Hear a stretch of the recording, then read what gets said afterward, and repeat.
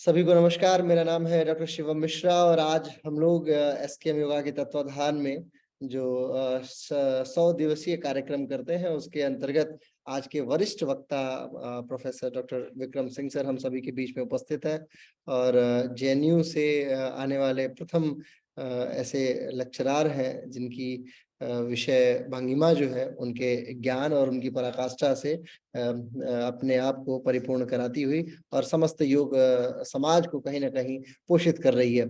आइए आज पूरा मंच सर को समर्पित करते हुए और हम लोग बहुत तन्मयता के साथ में आज के विषय को सुनेंगे। सर आपका पुनः एक बार स्वागत है।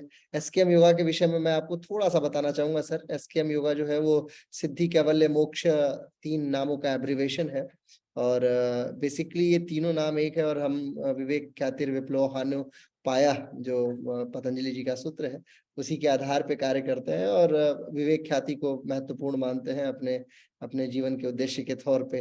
और एसकेएम योगा अभी तक लगभग 3 देशों में अनवरत कार्यरत है जिसमें दुबई, थाईलैंड में रिट्रीट्स के लिए और वियतनाम, भारत के अलावा।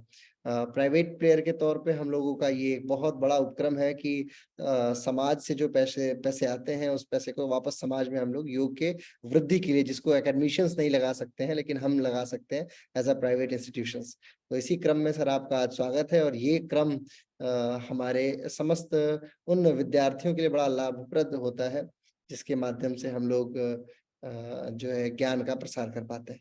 मंच सर पुनः एक बार आपका है। आपको सुनने के लिए हम सभी बेताब हैं। स्वागत है आपका सर एक बार पुनः। आप म्यूट है सर, एक बार आप अनम्यूट कर जी। Thank you, Dr. Shivam Mishra ji, all the participants, ladies and gentlemen. It is a great opportunity to interact with the research scholars, academicians on this platform. I'll be using bilingual, but मेरी थोड़ी अंग्रेजी ज़्यादा निकल जाती है तो मुझे please टोक दीजिएगा. Let's make it more interactive, क्योंकि जिन लोगों ने खाना खा लिया है वो सोने की तरफ अग्रसर होंगे और जिन्होंने नहीं खाया वो तो और भी खतरनाक रूप में इस समय होंगे। तो मैं समझता हूँ शिवम जी 45 मिनट या 30 minute plus 10 minute question answer session ऐसा जी जी जी जी 30 plus 10. Do you all agree? All right. So let's begin. Let me share my PowerPoint slides. Host disabled participant screen sharing. Can you please help me? Yes sir, मैं आपको भी एक second. Yes sir, now you can share. All right, thank you.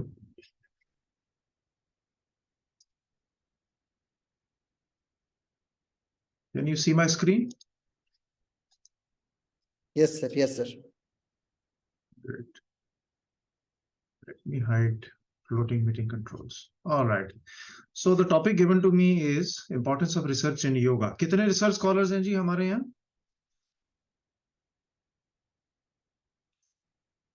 उपस्थित? कैसे पता लगेगा? Chat box में पता लगेगा ना? और कैमरा ऑफ है इसलिए just a second, chat box में मैं देख पा रहा हूँ। चैट नहीं है, पार्टिसिपेंट्स हैं। ऑलराइट, तो इसको इंटरेक्टिव बनाना है, so I need that you should take care of your chat box, keep on checking that because there are few queries which I need to ask and a few MCQs which I need to conduct in between to make this session more interactive. Two-way interaction will be much better. अब देखिए कोई भी काम हम जब हम करते हैं, खासकर डिफिकल्ट सिचुएशंस, कंडीशंस हमारी लाइफ में अक्सर आती रहती हैं। जैसे कोरोना, कोविड एक ऐसा टाइम था जो एक बड़ा डिफिकल्ट टाइम था, एक डिफिकल्ट फेज था हम सबकी लाइफ में। उसी से शुरू करते हैं। उस समय पर कुछ मेडिसिन थी, आइवरमेक्टिन, रेमडेसिविर, क्या नाम है, various other kind of medicine like strychnine and other kind of medicine, antibiotics, जिनको रैंडमली और हैवीली यूज किया गया। उसके बाद WHO ने धीरे धीरे उन मेडिसिन को ड्रॉप कर लिया। फिर आए विश्वरूप रॉय चौधरी जी, हम सभी जानते हैं, नाम सुना है ना सबने, विश्वरूप रॉय चौधरी जी, आयुर्वेदाचार्य, नेचुरोपैथ। उन्होंने कहा कि मैं मौसमी का जूस, पाइनएप्पल का जूस और नारियल का पानी पिलाकर कोरोना को बिल्कुल ट्रीट कर सकता हूं और प्रिवेंट भी कर सकता हूं। उन्होंने कुछ रिसर्च की होगी तभी ऐसा बोला। वर्ल्ड हेल्थ ऑर्गेनाइजेशन जिसने मेडिसिन प्रिस्क्राइब की, उन्होंने भी कुछ रिसर्च की होगी।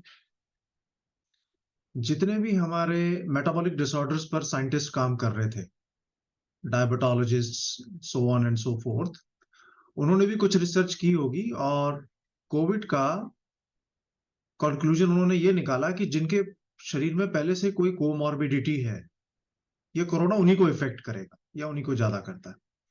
जो हेल्दी इंडिविजुअल्स हैं उनको ये बहुत ज्यादा इफेक्ट नहीं करेगा। तो मेरा प्रश्न ये है, क्या किसी ने ये रिसर्च की कि ये बच्चों पर इतना इम्पैक्ट क्यों नहीं छोड़ रहा है? डिड यू नोट दैट बच्चे कोरोना से बहुत ज्यादा इम्पैक्ट नहीं हुए? अगर हुए तो उनमें कुछ ना कुछ ऐसी ऑटो इम्यूनिटी डेवलप हो गई कि वो या तो रिकवर कर गए या उनके ऊपर इफेक्ट नहीं आया, खासकर 15 साल से नीचे के बच्चे। आज तक इस पे कोई रिसर्च नहीं है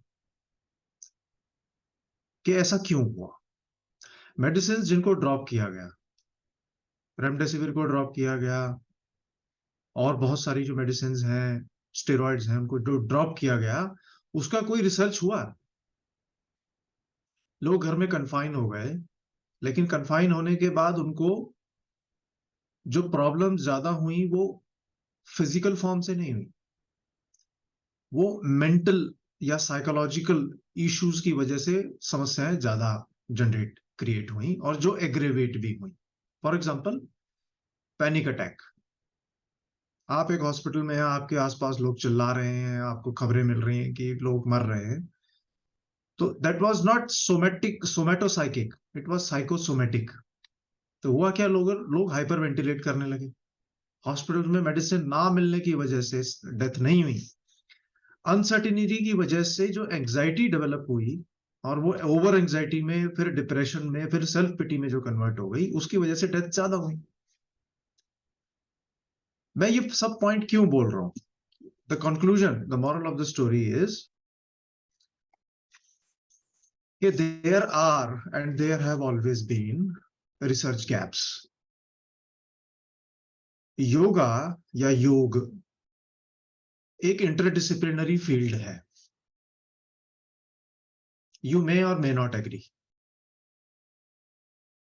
इंटरडिसिप्लिनरी का मतलब क्या है कि योग एक साइंस भी है, योग एक आर्ट भी है, योग एक शोध का विषय भी है, योग एक जर्नी भी है, योग एक प्रकार का लाइफस्टाइल भी है।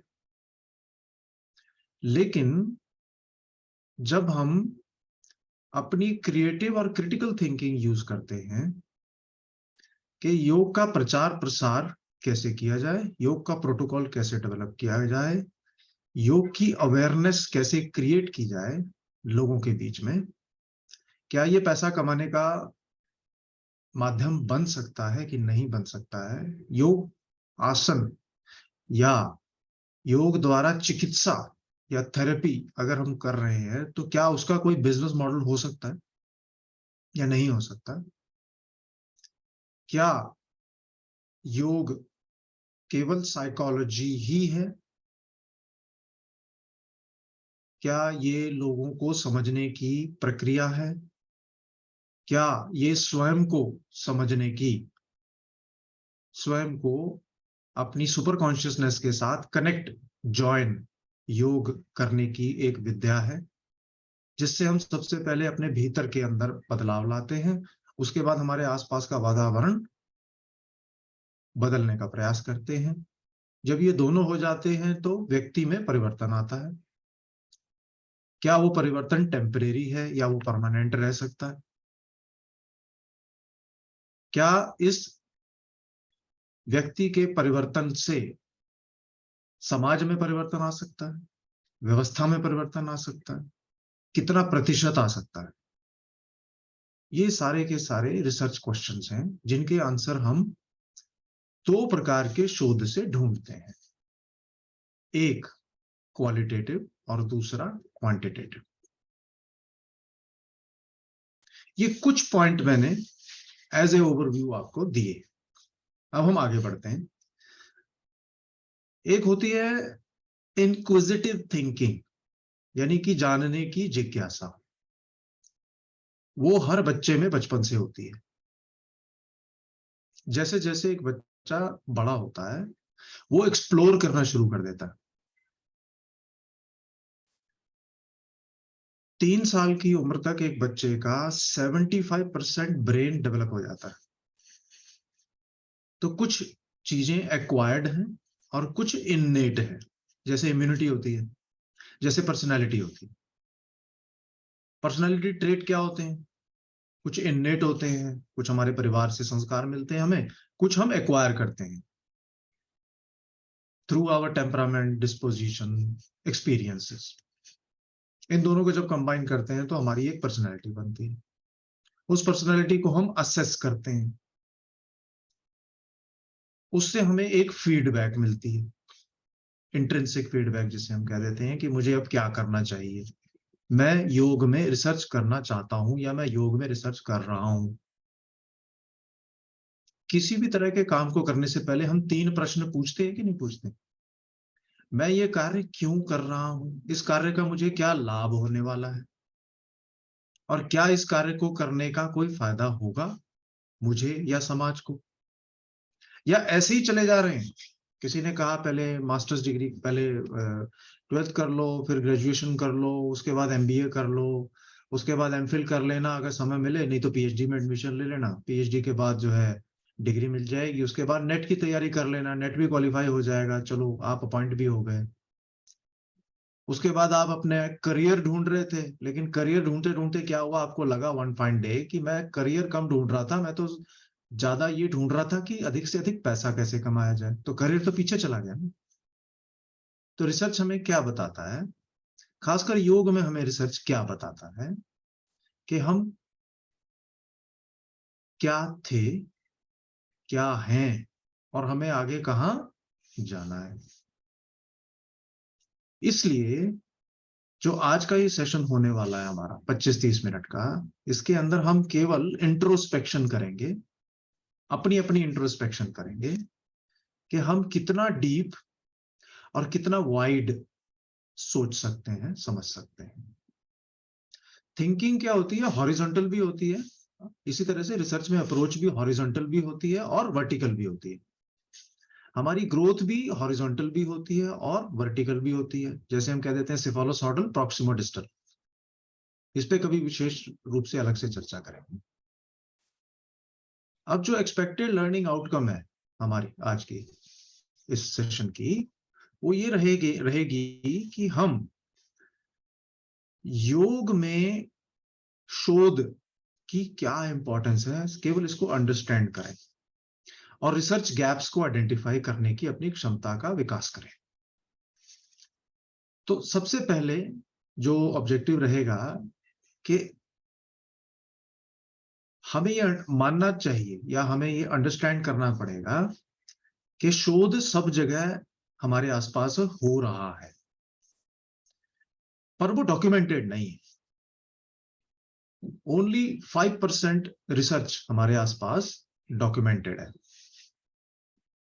परिवार के अंदर जब हमें लड़का या लड़की अपने बच्चे या बेटे के लिए, बच्ची या बिटिया के लिए ढूंढना है, तो हम क्या करते हैं?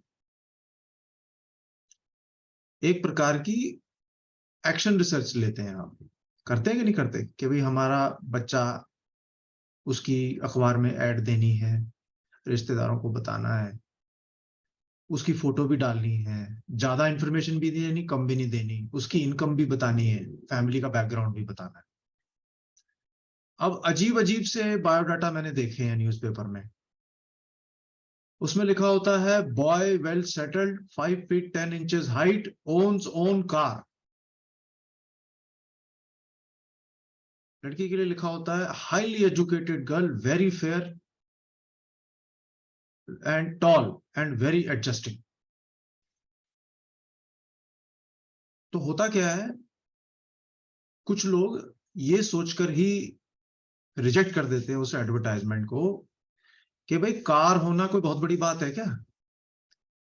आज की डेट में कार होना वो बहुत बड़ी बात है। हमारे टाइम पे तो साइकिल होना भी बहुत बड़ी बात होती थी, अगर किसी के पास कोई कार है तो।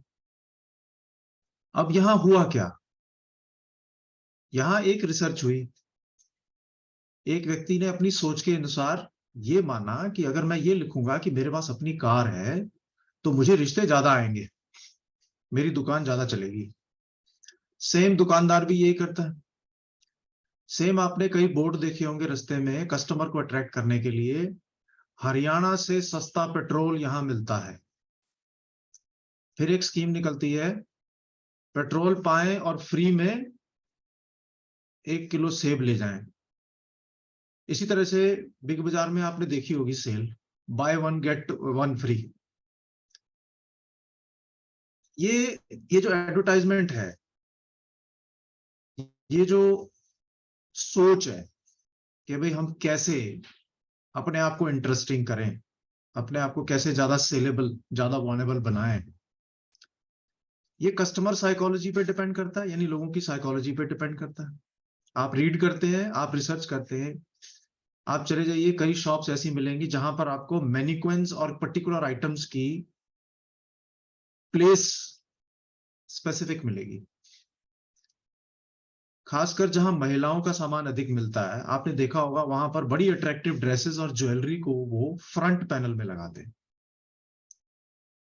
तो यहाँ क्या काम कर रहा है, कस्टमर की साइकोलॉजी को अंडरस्टैंड करके उसे अट्रैक्ट करने के लिए कि वो शॉप में एक बार आए और हमारी आइटम्स को, हमारी चीजों को देखे तो सही। तो हमारे आसपास शॉपिंग, हमारे परिवार में हम कोई डिसीजन लेना चाहते हैं कि कौन सी कार खरीदें। आज की डेट में सबसे मुश्किल डिसीजन ये है कि कौन सी कार खरीदनी चाहिए, कौन सा स्कूटर खरीदना चाहिए। और उसके लिए क्या करते हैं, हम अपनी प्रायोरिटी सेट करते हैं कि मेरा ऑफिस कितना दूर है, मुझे सीएनजी कम खर्चे में पड़ेगी या मुझे बैटरी कार का इंतजार करना चाहिए। डीजल कार लेता हूं तो लाइन में नहीं लगना पड़ेगा। डिस्टेंस दूर जाना है, ज्यादा दूर नहीं जाना है, तो मैं अपनी कार वहां पार्क करके वहां से मेट्रो पकड़ के आगे जा सकता हूँ। ये भी तो एक तरह की रिसर्च है। सुबह जब हम उठते हैं तो पूरी दिनचर्या, पूरी ऋतुचर्या बनाते हैं कि भी आज हमें क्या प्लानिंग करनी है, आगे कहाँ जाना है। बिना रिसर्च के, बिना किसी प्लानिंग के, बिना सोच के हम आगे नहीं बढ़ते हैं। अगर हम ऐसा कर रहे हैं तो हम अपनी इंद्रियों के नियंत्रण में हैं और हम कभी भी एक निश्चित स्थान पर नहीं पहुंच पाएंगे, क्योंकि हमारा कोई गोल ही नहीं है। और अगर गोल है तो वो स्मार्ट गोल नहीं है। तो हमारे आसपास आप देखिए, जब भी हमने चाहे क्लास अटेंड करनी है, चाहे कोई एड ऑन कोर्स करना है, चाहे कोई ट्यूटोरियल करना है, चाहे ऑनलाइन चाहे ऑफलाइन, हमें रिसर्च करनी पड़ती है कि मैं किस तरह से अपना टाइम मैनेज करूं। अगर हमें टाइम मैनेज करना आ गया, क्योंकि टाइम मेरा है, मेरे पास भी 12 घंटे हैं, शिवम जी के पास भी 12 घंटे हैं, सबके पास 12-12 घंटे। अब इस 12 घंटे के अंदर एक व्यक्ति तो सक्सेसफुल हो जाता है, दूसरा व्यक्ति मीडियम सक्सेसफुल होता है, तीसरा व्यक्ति पूरा समय बर्बाद कर देता है। हर व्यक्ति अपने टाइम फ्रेम में है। एक वो सुशांत सिंह राजपूत का आपने नाम सुना होगा। He committed suicide, he was exceedingly successful in his life. Swami Vivekananda भी मेरे ख्याल नॉट मोर देन 35 ईयर्स जब उनकी डेथ हो गई, कितना ज्ञान उन्होंने अर्जित कर लिया था। बोमन नारी ने एक्टिंग का करियर ही जो है वो 40 साल की उम्र में शुरू किया, and he is now multi trillionaire. एक तो होता है कि हम आगे बढ़ रहे हैं लेकिन बाय वर्च्यू ऑफ इनर्शिया या by virtue of external forces आगे बढ़ रहे हैं, जहां जिंदगी ले जा रही है चले जा रहे हैं। हमारी अपनी कोई रिसर्च नहीं है लाइफ की, अपने हमारी अपनी कोई प्लानिंग नहीं है लाइफ की। इवन कि हमारे सब्जेक्ट भी जो है वो पेरेंट्स चूज करते हैं। हमने क्या पहन के जाना है शादी के अंदर, उसके लिए भी हमें नहीं पता लगता है कि हमें क्या पहन के जाना चाहिए। हम कार्ड में ये तक नहीं पढ़ते, शादियों में आपको पता है आजकल कार्ड के अंदर एक ड्रेस कोड लिखा होता है, अक्सर लिखा होता है। क्या आप लोग ध्यान रखते हैं कि उसमें ड्रेस कोड क्या है, फॉर्मल है, टैंग है, इनफॉर्मल है, सेमी फॉर्मल है? ये भी एक तरह की सोच है, ये भी एक तरह की रिसर्च है कि गैदरिंग्स में कैसे जाना है, कहां पर किस तरह का ड्रेस कोड आपने यूज करना है। क्या ऑनलाइन योगा बेटर है ऑफलाइन योगा से, या blended mode of teaching learning is better? This is another research question. तो यदि आप ढूंढने निकलोगे तो आप देखेंगे कि आपके आसपास बहुत सारी रिसर्चेस ऑलरेडी चल रही हैं, लेकिन उसको यदि हम सिस्टमेटिक साइंटिफिक पेडागोजिकल वे में अंडरस्टैंड करके फॉर्मली जॉट डाउन करके उसको एज ए चैलेंज लेके आगे बढ़ते हैं तो वो एक साइंटिफिक रिसर्च हो जाती है। Don't take it otherwise. Scientific का मतलब क्या है? Basically experimental, that means systematic. Scientific doesn't mean science. दूसरा ऑब्जेक्टिव कि जितनी भी हमारी आसपास रिसर्च हो रही है या जो काम हो रहा है योग में, नेचुरोपैथी में, आयुर्वेद में, चाहे वो इंटरडिसिप्लिनरी हो रहा है चाहे वो ब्लेंडेड मोड में हो रहा है, क्या वो हमारी समस्याओं का समाधान कर पा रहा है? एक बात मान के चलिए कि जितनी साइंस एंड टेक्नोलॉजी ने प्रगति की है, हमारी समस्याएं बढ़ी हैं या घटी हैं? यू मे राइट यस और no, you may think yes और नो। बढ़ी है जी, साइंस और टेक्नोलॉजी ने हमारी समस्याएं कम नहीं की हैं, इसने हमारी समस्याएं बढ़ा दी हैं। अब जो लर्निंग यहाँ होने वाली है हमारे इस सेशन से, वो ये होने वाली है कि मैं एक हाइपोथेसिस लेके चल रहा हूं कि there will be a significant reduction of complexity in our life when we do research in yoga. इसको हिंदी में यदि कहें कि जब हम शोध करते हैं, खासकर योग में जब हम शोध करते हैं, तो हम समस्याओं का समाधान कर रहे हैं, समस्याएं बढ़ानी नहीं है हमें। यानी कि कुछ लोग योग में रिसर्च को प्रेशर मान के चलते हैं कि यार अब पीएचडी भी करनी पड़ेगी, अभी तो मास्टर डिग्री करी थी, क्यूसीआई भी क्वालिफाई कर लिया, लेवल 2 के जज भी बन गए, लेवल 3 भी कर लिया, लेवल 4 भी हो जाएगा, ये पीएचडी क्यों करनी पड़ेगी? तो ये अपने आप में एक तनाव देता है आपको।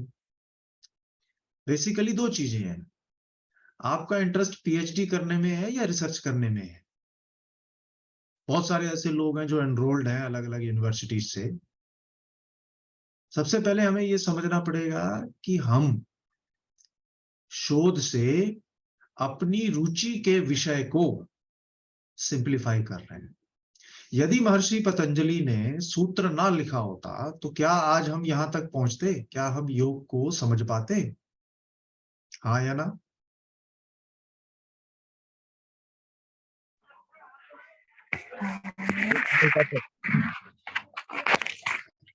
हम नहीं समझ पाते। कारण ये है, महर्षि पतंजलि ने एक विद्या को जो थी तो बहुत पावरफुल, लेकिन वो आम आदमी के काम की नहीं थी, उन्होंने क्या किया, उसे सिंप्लीफाई करके एक जीवन जीने की कला हमें बताई।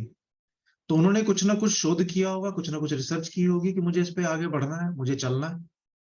तो उन्होंने एक ग्रंथ की रचना की जिसे हम कहते हैं योग सूत्र, और उसको सिलसिलेवार सिस्टमेटिकली ऊपर से नीचे तक लगा दिया और ये कह दिया कि पहले यम करो, उसके बाद नियम, फिर प्राणायाम, यम नियम आसन प्राणायाम, धारणा ध्यान समाधि। इस तरह से उन्होंने उसको जोड़ के बता दिया हमें, और आज हम उसी को फॉलो कर रहे हैं, उसी की वजह से कल्याण हो रहा है। अब ये डॉक्यूमेंटेड नहीं है, इसीलिए हम कह देते हैं कि योग कब आया? लगभग 5000 वर्ष पूर्व आया। योग के प्रणेता कौन थे? कोई कुछ कह देता है, कोई कुछ कह देता है, लेकिन अल्टीमेट टारगेट क्या था कि let us simplify our life, lead a yogic lifestyle. तो समस्या का समाधान हो गया। अब आज की डेट में क्या चैलेंज है कि सबसे ज्यादा यूजफुल क्या है? प्रश्न बच्चे ये पूछते हैं, ऐसा सबसे ज्यादा यूजफुल क्या है अष्टांग योग में? मान लीजिए उदाहरण के तौर पे यम है, नियम है, आसन है, प्राणायाम है, धारणा ध्यान समाधि, क्या है? तो इसका उत्तर हम क्या बताते हैं कि भाई ये एक हायरार्की तो है कि सबसे पहले यम नियम का पालन करेंगे, आसन करेंगे, शरीर को साधेंगे, उसके बाद ही हम प्राण को श्वास का विस्तार करेंगे। तो बाकी की जो मैनिफेस्टेशंस हैं हमारी, वो अपने आप होती चली जाएंगी, घटित होता चला जाएगा। योग हमारे भीतर घटित होगा यदि हम पहले 4 सोपान, पहले बाह्य योग जो है उनको 5 सोपानों को यदि हम कर लेते हैं, उसके बाद धारणा ध्यान और समाधि तो अपने आप ही हो जाएगी। तो ये कहां से आया? महर्षि पतंजलि ने तो इसको नहीं कहा कि ये हायरार्की में, ना उन्होंने ये कहा कि ये केवल एक नियम का पालन करें तो बाकी के अपने आप सज जाएंगे। ये रिसर्च ने बताया। आज भी लोग यम नियम पे काम नहीं करते, वो सीधे आसन और प्राणायाम पे काम कर रहे हैं रिसर्च में, क्योंकि उन्हें क्या करना है? रिसर्च तो करनी नहीं, उन्हें क्या लेनी है? डिग्री। और शॉर्टकट मेथड सबसे अच्छा डिग्री में क्या हो सकता है? वो हो सकता है कि ऐसा टॉपिक ले लो, आसानी से फटाफट डाटा कलेक्ट हो जाए, सबमिशन कर दो, प्रेजेंट करके प्री पोस्ट और डिग्री प्राप्त कर लो। हर व्यक्ति रिसर्चर है, लेकिन उसको गहन थिंकिंग के माध्यम से अपनी किए हुए प्रयासों को डॉक्यूमेंट करना आ जाएगा। एक बड़ी अच्छी पोस्ट मैंने पढ़ी फेसबुक पे कि सारी मेहनत तो योगाचार्य कर रहे हैं और मलाई जो है वो आयुर्वेदाचार्य खा रहे हैं। कारण ये है कि वो है BAMS, हम हैं diploma holder, masters degree holder. हमारी लाइन ऑफ एफर्ट अलग है। BAMS की लाइन ऑफ एफर्ट ही पहले दिन से रिसर्च में आती है।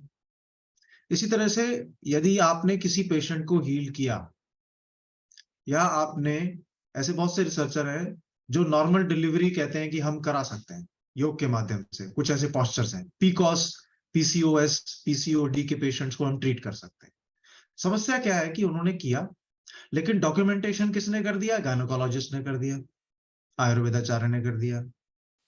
और क्रेडिट किसको मिला? उनको मिल गया, आपको क्रेडिट मिला नहीं, आप एक टूल बन के रह गए। इसलिए योग में रिसर्च की आवश्यकता है। आप एक अच्छे योगी हैं, ये मान के चलिए, लेकिन यदि आप एक अच्छे रिसर्चर बन जाएंगे तो आप दिन दूनी चार, क्या कहते हो, तरक्की करेंगे।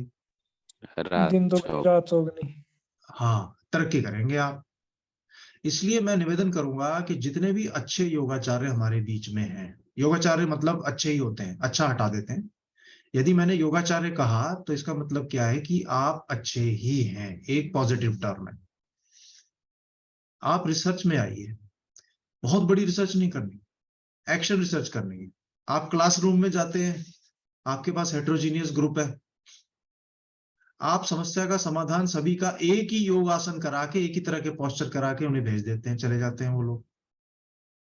6-7 दिन 8 दिन के बाद आपकी क्लास अगर इंटरेस्टिंग नहीं होगी तो वो गाना भी बंद कर देंगे, फिर आप नया ग्रुप ढूंढते हो। दूसरी समस्या, 100 रुपए के क्लाइंट आपके पास 50 हैं, या 3-3 हजार के 10, कौन से बेटर हैं? मैं बिजनेस मॉडल बता रहा हूं। योग का बिजनेस मॉडल 2 तरह का चलता है।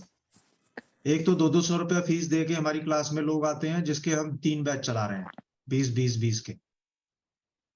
एक हमारे पास 3 क्लाइंट है केवल, लेकिन वो एक क्लास का 3,000 देता है। कौन सा बिजनेस मॉडल बेटर है, पहला वाला या दूसरा? दूसरा। पहला वाला, फर्स्ट वन, दूसरा वाला। देखा, अब यहाँ डिफरेंस ऑफ ओपिनियन आ गया। यही रिसर्च गैप है। अब अगर मुझे क्वालिटेटिव रिसर्च करनी होगी तो मैं क्या पूछूंगा आपसे? एक प्रश्न पूछ लूंगा और उसका सर्वे कर लूंगा और उसको प्रेजेंट कर दूंगा। भाई देखिए, 45% महिलाएं ये कहती हैं कि 100 रुपए के 3 बैच चलाओ, वो ज्यादा बेटर है। जबकि पुरुष जो है वो 60% ये कहते हैं कि भाई नहीं, दूसरा वाला मॉडल अच्छा है, जिसमें 3 क्लाइंट है, 3-3 हजार रुपए दे रहे हैं। अब आप कैलकुलेशन करके देख लो कि कौन सा वाला बेटर है। लेकिन जब मैं और गहराई में जाऊंगा और आपको कैलकुलेशन करके बताऊंगा कि 100 रुपए के 3 बैच चलाने से अच्छा है 20-20 क्लाइंट के, कि आप 3-3 हजार के 4 या 5 क्लाइंट करिए और उन पे रिसर्च करिए, केस स्टडी करिए।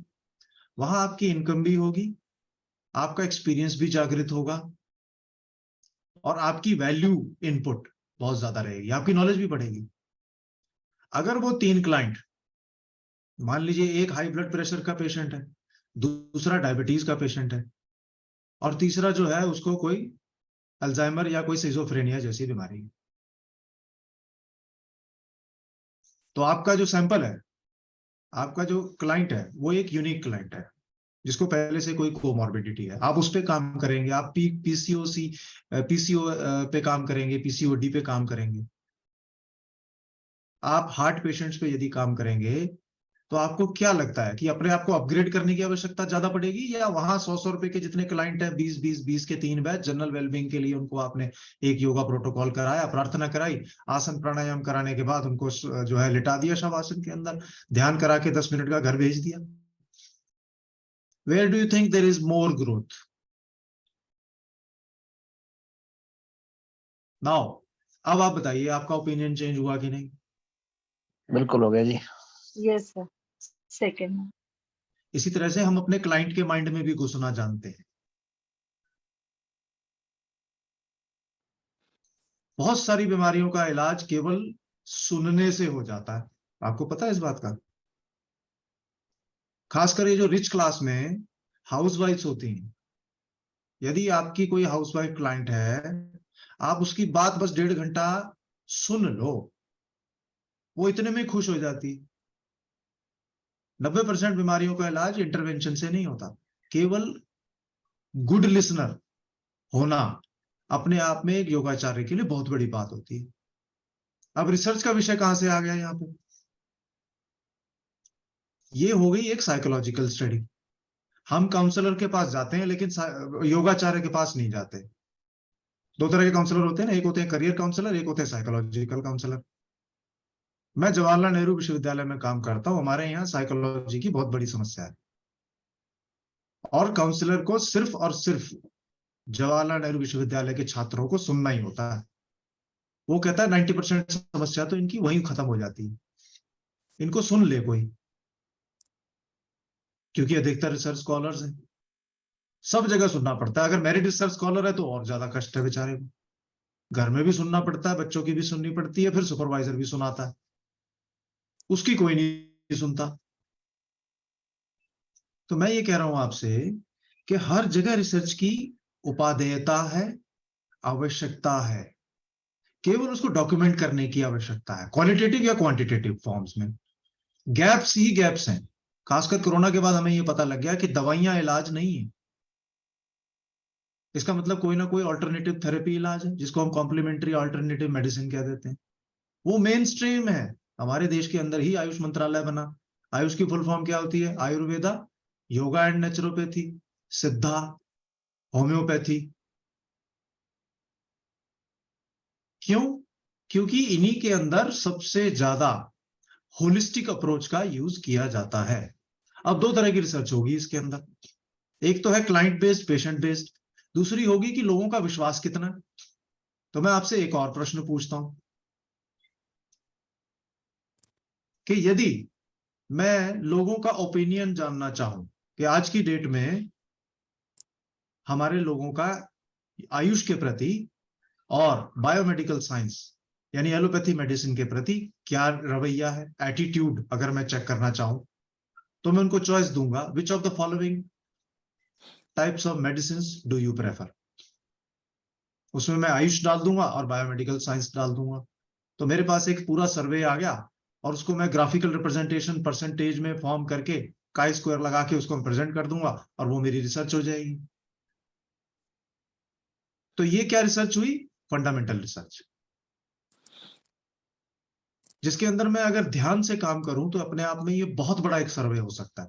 यानी बजाय 50 लोगों के दिल्ली के, यदि मैं 50-50 ईस्ट वेस्ट नॉर्थ साउथ और सेंट्रल इंडिया से कलेक्ट कर लूं, 1000 लोगों का डाटा यदि मैं प्रस्तुत कर दूं, तो ये अपने आप में एक बहुत बड़ा शोध हो जाएगा कि लोग किस तरह की थेरेपी को, किस तरह के ट्रीटमेंट को ज्यादा प्रेफर करते हैं। यदि मैं इसको 3 भाग में विभाजित कर दूं, सबसे पहले प्री कोविड कि लोगों का एलोपैथी, नेचुरोपैथी, योग के प्रति क्या रुझान था, क्या एटीट्यूड था, उसके 3 प्रश्न बना दूं। ड्यूरिंग कोविड और पोस्ट कोविड, तो 3 तरह का डाटा मेरे पास आ गया, तो मुझे रुझान पता लग गए। अब ये देखा आपने, जितने भी सर्वे आते हैं, चाहे ये हिडनबर्ग का सर्वे आया या जो भी रिसर्च आई, हिडनबर्ग ने भी तो रिसर्च ही करी है, हिंडनबर्ग ने। अब उस रिसर्च को चैलेंज कर दिया लोगों ने। सही है गलत है मैं ये नहीं कह रहा हूं, लेकिन जब रिसर्च के ऊपर रिसर्च होती है, इसका मतलब क्या है? वहां कोई ना कोई गैप्स हैं। हर रिसर्च में रिकमेंडेशंस मिलेंगी, हर रिसर्च में आपको जिंदगी के हर पड़ाव पे आपको कोई ना कोई गैप्स मिलेंगे। सिर्फ इंक्विजिटिव माइंड, क्रिएटिव और क्रिटिकल थिंकिंग आपकी डेवलप होनी चाहिए, उस दिशा में सोचने की क्षमता होनी चाहिए। क्षमता का विकास क्षमता कोई माता जी के पेट से लेके पैदा नहीं होता, ध्यान रखिएगा। ये विकसित होती है यदि आप एक सोच के लोगों के बीच में उठेंगे बैठेंगे। यदि आप अखबार में केवल राजनीति ही पढ़ते हैं, सोशल मीडिया पे भी राजनीतिक न्यूज ही पढ़ते हैं और यार दोस्तों में बैठ के भी राजनीति ही करते हैं, तो भाई पॉलिटिकल साइंस में चले जाओ ना, योगा में क्यों आए हो? वहां काम आएगी आपको। अगर आप सोशियोलॉजी के स्टूडेंट हैं और आप सोशल इंटरेक्शन में बिलीव करते हैं, किसी ऐसी संस्था में जहां आप वॉलंटियर काम करते हैं, इसी क्षेत्र में यूट्यूब वीडियोस देखते हैं, इसी पे चर्चा करते हैं अपने मित्रों के साथ, तो आप एक अच्छे सोशियोलॉजिस्ट बन ही जाओगे। You will be automatically driven. जबरदस्ती करने की कोई जरूरत ही नहीं है, because there is a oft quoted dictum, you can take a horse to the water but can not make him drink the water unless and until there is a need. अब इसके लिए क्या चाहिए? गुरु। सबसे पहले आपका जो टीचर है वो गुरु है, वो आपका मेंटोर है, वो सही होना चाहिए। इसलिए बार बार हम कहते हैं कि गुरुकुल परंपरा सबसे अच्छी परंपरा है, क्योंकि वहां होते थे गुरु। आजकल हो गए हैं टीचर, और स्टूडेंट भी कितनी देर में टीचर बन जाता है ये पता ही नहीं लगता, वो अपने ही टीचर को समझाने लग जाता है कुछ दिनों बाद, आधा ज्ञान प्राप्त करके यूट्यूब से, और जो है उसे पूरे ज्ञान में परिवर्तित करके दूसरों को पढ़ाने लग जाता है। मैं आजकल DSSB की तैयारी भी करा रहा हूं कुछ स्टूडेंट्स को। आप विश्वास करिए 30% जानकारी यूट्यूब पर जो लोग दे रहे हैं वो गलत है, यानी कि वो साइंटिफिकली प्रूवन नहीं है, वो रिसर्च ओरिएंटेड नहीं है, वो सपोर्टेड नहीं। इसलिए 3 सूत्र तो याद रखिएगा। यदि आपने रिसर्च करनी है और अच्छा रिसर्चर बनना है योग में, तो अपना जीवन तो योग में ही करना ही होगा। प्रातः सुबह उठना होगा, ये भी योग में कहा गया, ब्रह्म मुहूर्त में उठिए। नंबर 3, अपना समय नष्ट मत करिए कभी भी। और नंबर 4 एक और सूत्र है, वो फ्री है, बाय 1 बाय 3 गेट 1 वाला, कि हमेशा रीडिंग करिए if you want to be a good researcher in yoga. जो योगा वाला केवल सिखाता, पढ़ाता, बताता, समझाता, ज्ञान ही बांटता है, वो कभी ग्रो नहीं कर सकता unless and until you yourself is learning। और लर्निंग 2 तरह से हो सकती है। एक तो ये कि आप अपने क्लाइंट की हिस्ट्री पढ़िए। नंबर 2, आप उस पर्टिकुलर डिसऑर्डर या जो भी मेटाबॉलिक इश्यूज हैं उनके बारे में स्टडी कीजिए और अपने ज्ञान को ग्रो करिए। और फिर उसके बाद देखिएगा आपको एक तरह की सेटिस्फेक्शन होगी जिंदगी में कि मैं स्टैग्नेट नहीं कर रहा हूं। ये जो हमारे देश में समस्या है ना, वो है स्टैग्नेशन की। विदेश में एक चीज बड़ी अच्छी मैंने देखी कि वहां हमेशा हर व्यक्ति अपने आप को अपग्रेड करता रहता है। हमारे देश में क्या करते हैं, हम ये सोचते हैं कि भाई मैं अब योगा टीचर बन गया, अब मेरी 1.5 लाख इनकम शुरू हो गई, अब मुझे आगे रिसर्च करने की जरूरत ही नहीं है, मेरा लाइफ चल गई, बस हो गया काम, क्या जरूरत है मुझे रिसर्च करने की।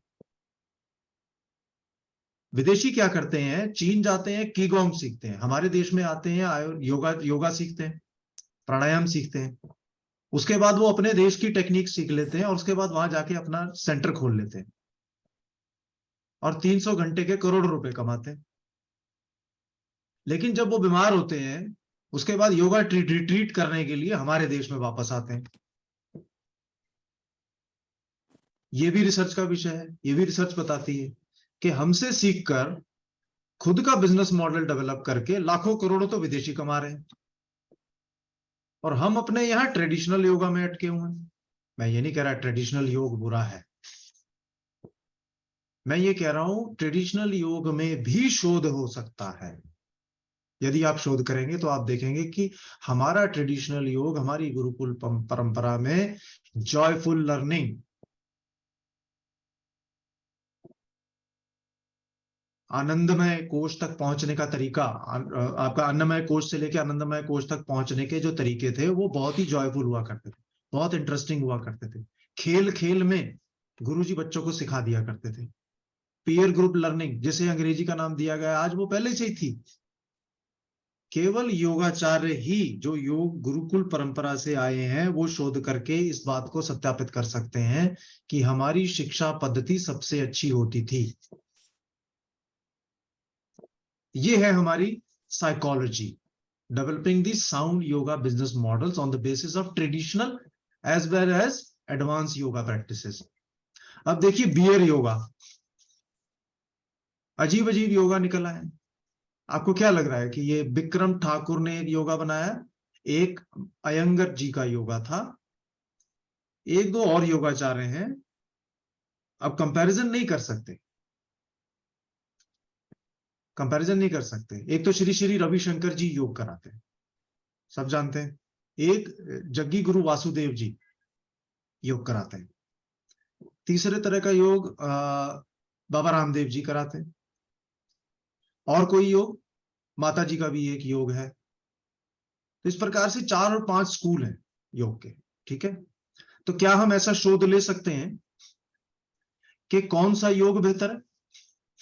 क्या हम ये शोध कर सकते हैं कि कौन सा योगा टीचर ज्यादा इफेक्टिव है? हाँ या ना, बताइए। ले सकते हैं सर। सर नहीं ले सकते।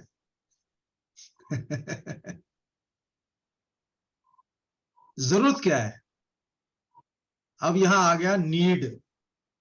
मैंने वही पूछा कि हम कोई भी काम करने से पहले अपने आप से 3 प्रश्न पूछते हैं ना, जरूरत है। नंबर 2, अगर करेंगे तो कैसे करेंगे और जाना कहां है? अगर हम तीनों तरह के गुरुओं की कंपैरिजन करेंगे, मान लीजिए, चलिए मैं आपकी बात ऊपर रखता हूं गुरुकुल जी, योगा गुरुकुल से जो है, कि मैं तीनों तरह के योग गुरुओं का कंपैरिजन करता हूं कि कौन सा गुरु जो है वो बढ़िया है। पहले तीनों के पास कुछ दिन रह के सीखना पड़ेगा, फिर कंपैरिजन तो तभी होगा ना। हाँ, मैं ये कह रहा हूं कि सबसे पहले मैं नहीं एज ए कर सकते। रिसर्चर, मैंने आपसे प्रश्न पूछा कि मैं क्या तीनों योग गुरुओं का कंपैरिजन करूं, तीनों योग पद्धतियों का कंपैरिजन करूं या नहीं करूं? इसकी जरूरत है? सर नहीं है, मुझे लगता है सर, बिकॉज जरूरत दे हैव शोध के लिए कुछ चाह रहे हैं, कुछ नया करना, तो उसके लिए तीनों के पास तो जाना पड़ेगा उससे पहले। हाँ बिल्कुल सही है, योग गुरुकुल जी सही कह रहे हैं। कनुप्रिया जी आप क्या कह रही हैं, बताइए। सर अब मुझे अभी थोड़ा सा, क्योंकि मैंने बीच में ज्वाइन किया, तो I do not have any idea कि we are just talking about the researches, but still मुझे ऐसे पर्सनली लगता है कि they have their own school of thought, और जो कि कहीं ना कहीं हमको अंत में, जैसा कि आपने बात की कि अन्नमय कोश से हमको आनंदमय कोश की स्थिति में ही जाना है, अंततः सबका एम, रास्ते हो सकता है अलग है, लेकिन सबका अंततः मतलब एक उद्देश्य है या एम है, अंततः अल्टीमेट एम वही है। तो क्या है कि पता नहीं, रिसर्च के लिए हमको ये चाहिए, मुझे तो लगता है इसमें रिसर्च भी नहीं करनी चाहिए, क्योंकि ठीक है, अंततः हमको वहीं पहुंचना है, और and they have developed their own idea of school of thought कि कैसा क्या हमको जाना है, और इसके अलावा सब कुछ वहीं अंततः हमको अनंत में ही जाकर रुकना है, लेकर जाता है। और उनके अपने एक तरीके होते हैं, जैसे कि हर एक, इवन माँ बाप के भी एक अलग अलग तरीका होता है, माँ का अलग होता है सिखाने का, पिता का अलग होता है, लेकिन अंततः बच्चे को वो वही सिखाना चाहते हैं कि जो बच्चे के लिए अच्छा हो। तो वो अपने आप में 100% they are doing themselves too good. कहीं कहीं पे भी किसी का कंपैरिजन संभव नहीं है इसमें, अगर हम योग एग्जैक्टली, के एग्जैक्टली यस, अगर टीचर है तो। करेक्ट। लेकिन जो योग गुरुकुल जी ने बताया, कनुप्रिया जी, इनका ये कहना है कि एक्सपीरियंस तो लेना चाहिए। जी अब आप बताइए योग गुरुकुल एक्सपीरियंस जी। बिल्कुल लेना चाहिए, बिकॉज एज फार एज, जैसे कि मैं खुद अपने आप को देखती हूँ, हम्म, तो मुझे एक जिज्ञासा के तहत कि योग हम सब कर रहे हैं, लेकिन मैं मतलब वासुदेव जी का भी मैंने सीखा, रामदेव बाबा का भी मैंने काफी कुछ चीजें सीखी, श्री श्री रविशंकर के भी पास में गई, तो वो लगता हर कहीं हमको ब्लिसफुल का ही एक टेस्ट आता है, लेकिन वही है कि फिर अपनी चेतना के अनुसार हमको क्या चूज करना है, what is better for us, this we have to decide on our own. Okay, now my हाँ, क्वेश्चन रिसर्च का इज, तो मुझे कोई आइडिया दोनों नहीं है। से हाँ, भी सीखना चाहिए, और जो अच्छा लगता है या जो ज्यादा इफेक्टिव हम लोग के ऊपर लगता है वो आत्मसात करना चाहिए सर। एग्जैक्टली, स्मिता जी ने ये हाँ, बात बहुत अच्छी कही। हाँ, स्मिता जी, इसलिए मतलब रिसर्च होना चाहिए सर इसका। हाँ एक्सपीरियंस लेना चाहिए, नो प्रॉब्लम एट ऑल, लेकिन हम्म, सबके लिए एक्सपीरियंस लेना संभव नहीं होता है। हाँ, वो इसका बात तो है। मतलब इसका मतलब कुछ ना कुछ लिमिटेशंस और डिलिमिटेशंस हैं हमारी। रिसर्च में भी लिमिटेशंस और डिलिमिटेशंस हैं। सबके पास इतना पैसा, इतना समय नहीं होता कि वो तीनों का एक्सपीरियंस लें। और एक्सपीरियंस कितने दिन का होता है भाई साहब? एक्सपीरियंस 3 दिन 4 दिन में नहीं आता। कम से कम आप जब तक उनके साथ 1 महीना 1.5 महीना उनके सानिध्य में, उनके चेलों के सानिध्य में नहीं, ध्यान रखिएगा, उनके सानिध्य में आप डायरेक्टली अगर नहीं रहते हैं और वो भी निस्वार्थ सेवा उनकी नहीं करते हैं एज ए डिसाइपल, तब तक आपको असली चीज समझ में आएगी ही नहीं। ना वो समझाएंगे, ना वो देना चाहेंगे। तो रिसर्चर, एज ए रिसर्चर मैं ऐसी चीज पे शोध करूं जो डॉक्यूमेंटेड है।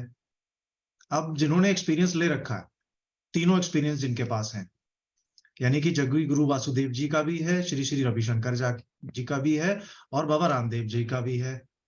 आप ये बताइए कि इनका जो योग में जीवन या अन्नमय कोश से लेकर और आनंदमय कोश तक जाने की जो इनकी विधि है, वो विधि डॉक्यूमेंटेड है क्या?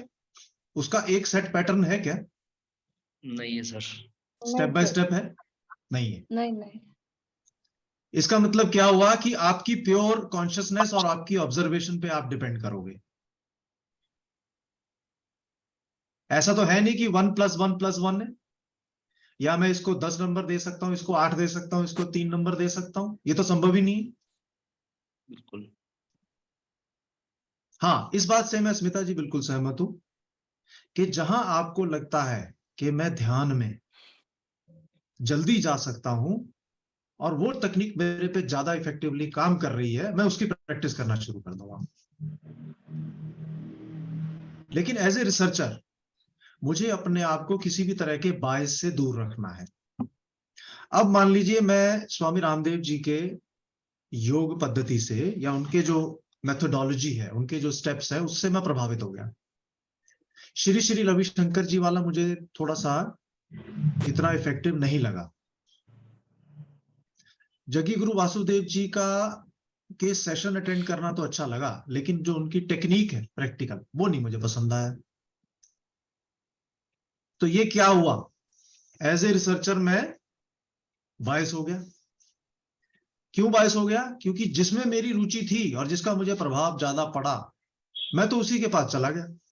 बाकी 2 को मैंने डिस्कार्ड कर दिया, ये कह के कि भाई मेरे ऊपर तो ये अच्छी है नहीं, या मैंने ये कह दिया कि भाई ये टेक्निक इतनी अच्छी नहीं है। मैं तो 10 लोगों को जाके बताऊंगा ना कि भाई अगर योग में जाना है तो स्वामी रामदेव जी वाला योग करो, जग्गी गुरु वासुदेव जी का योग जो है वो इतना अच्छा नहीं है, और श्री श्री रविशंकर जी वाला तो बिल्कुल ही अच्छा नहीं है। फॉर एग्जाम्पल बता रहा हूं। तो मैंने तो प्रचार कर दिया, लेकिन एज ए रिसर्चर तो मैं बाइस्ड हो गया ना, क्योंकि मैं क्या हो गया, स्वार्थी हो गया। मैंने ये देखा जो मेरे पे इफेक्टिव है वही दुनिया को करना चाहिए। तो ये एक बात याद रखिएगा, moral of the story is कि जब भी हमें शोध करना है,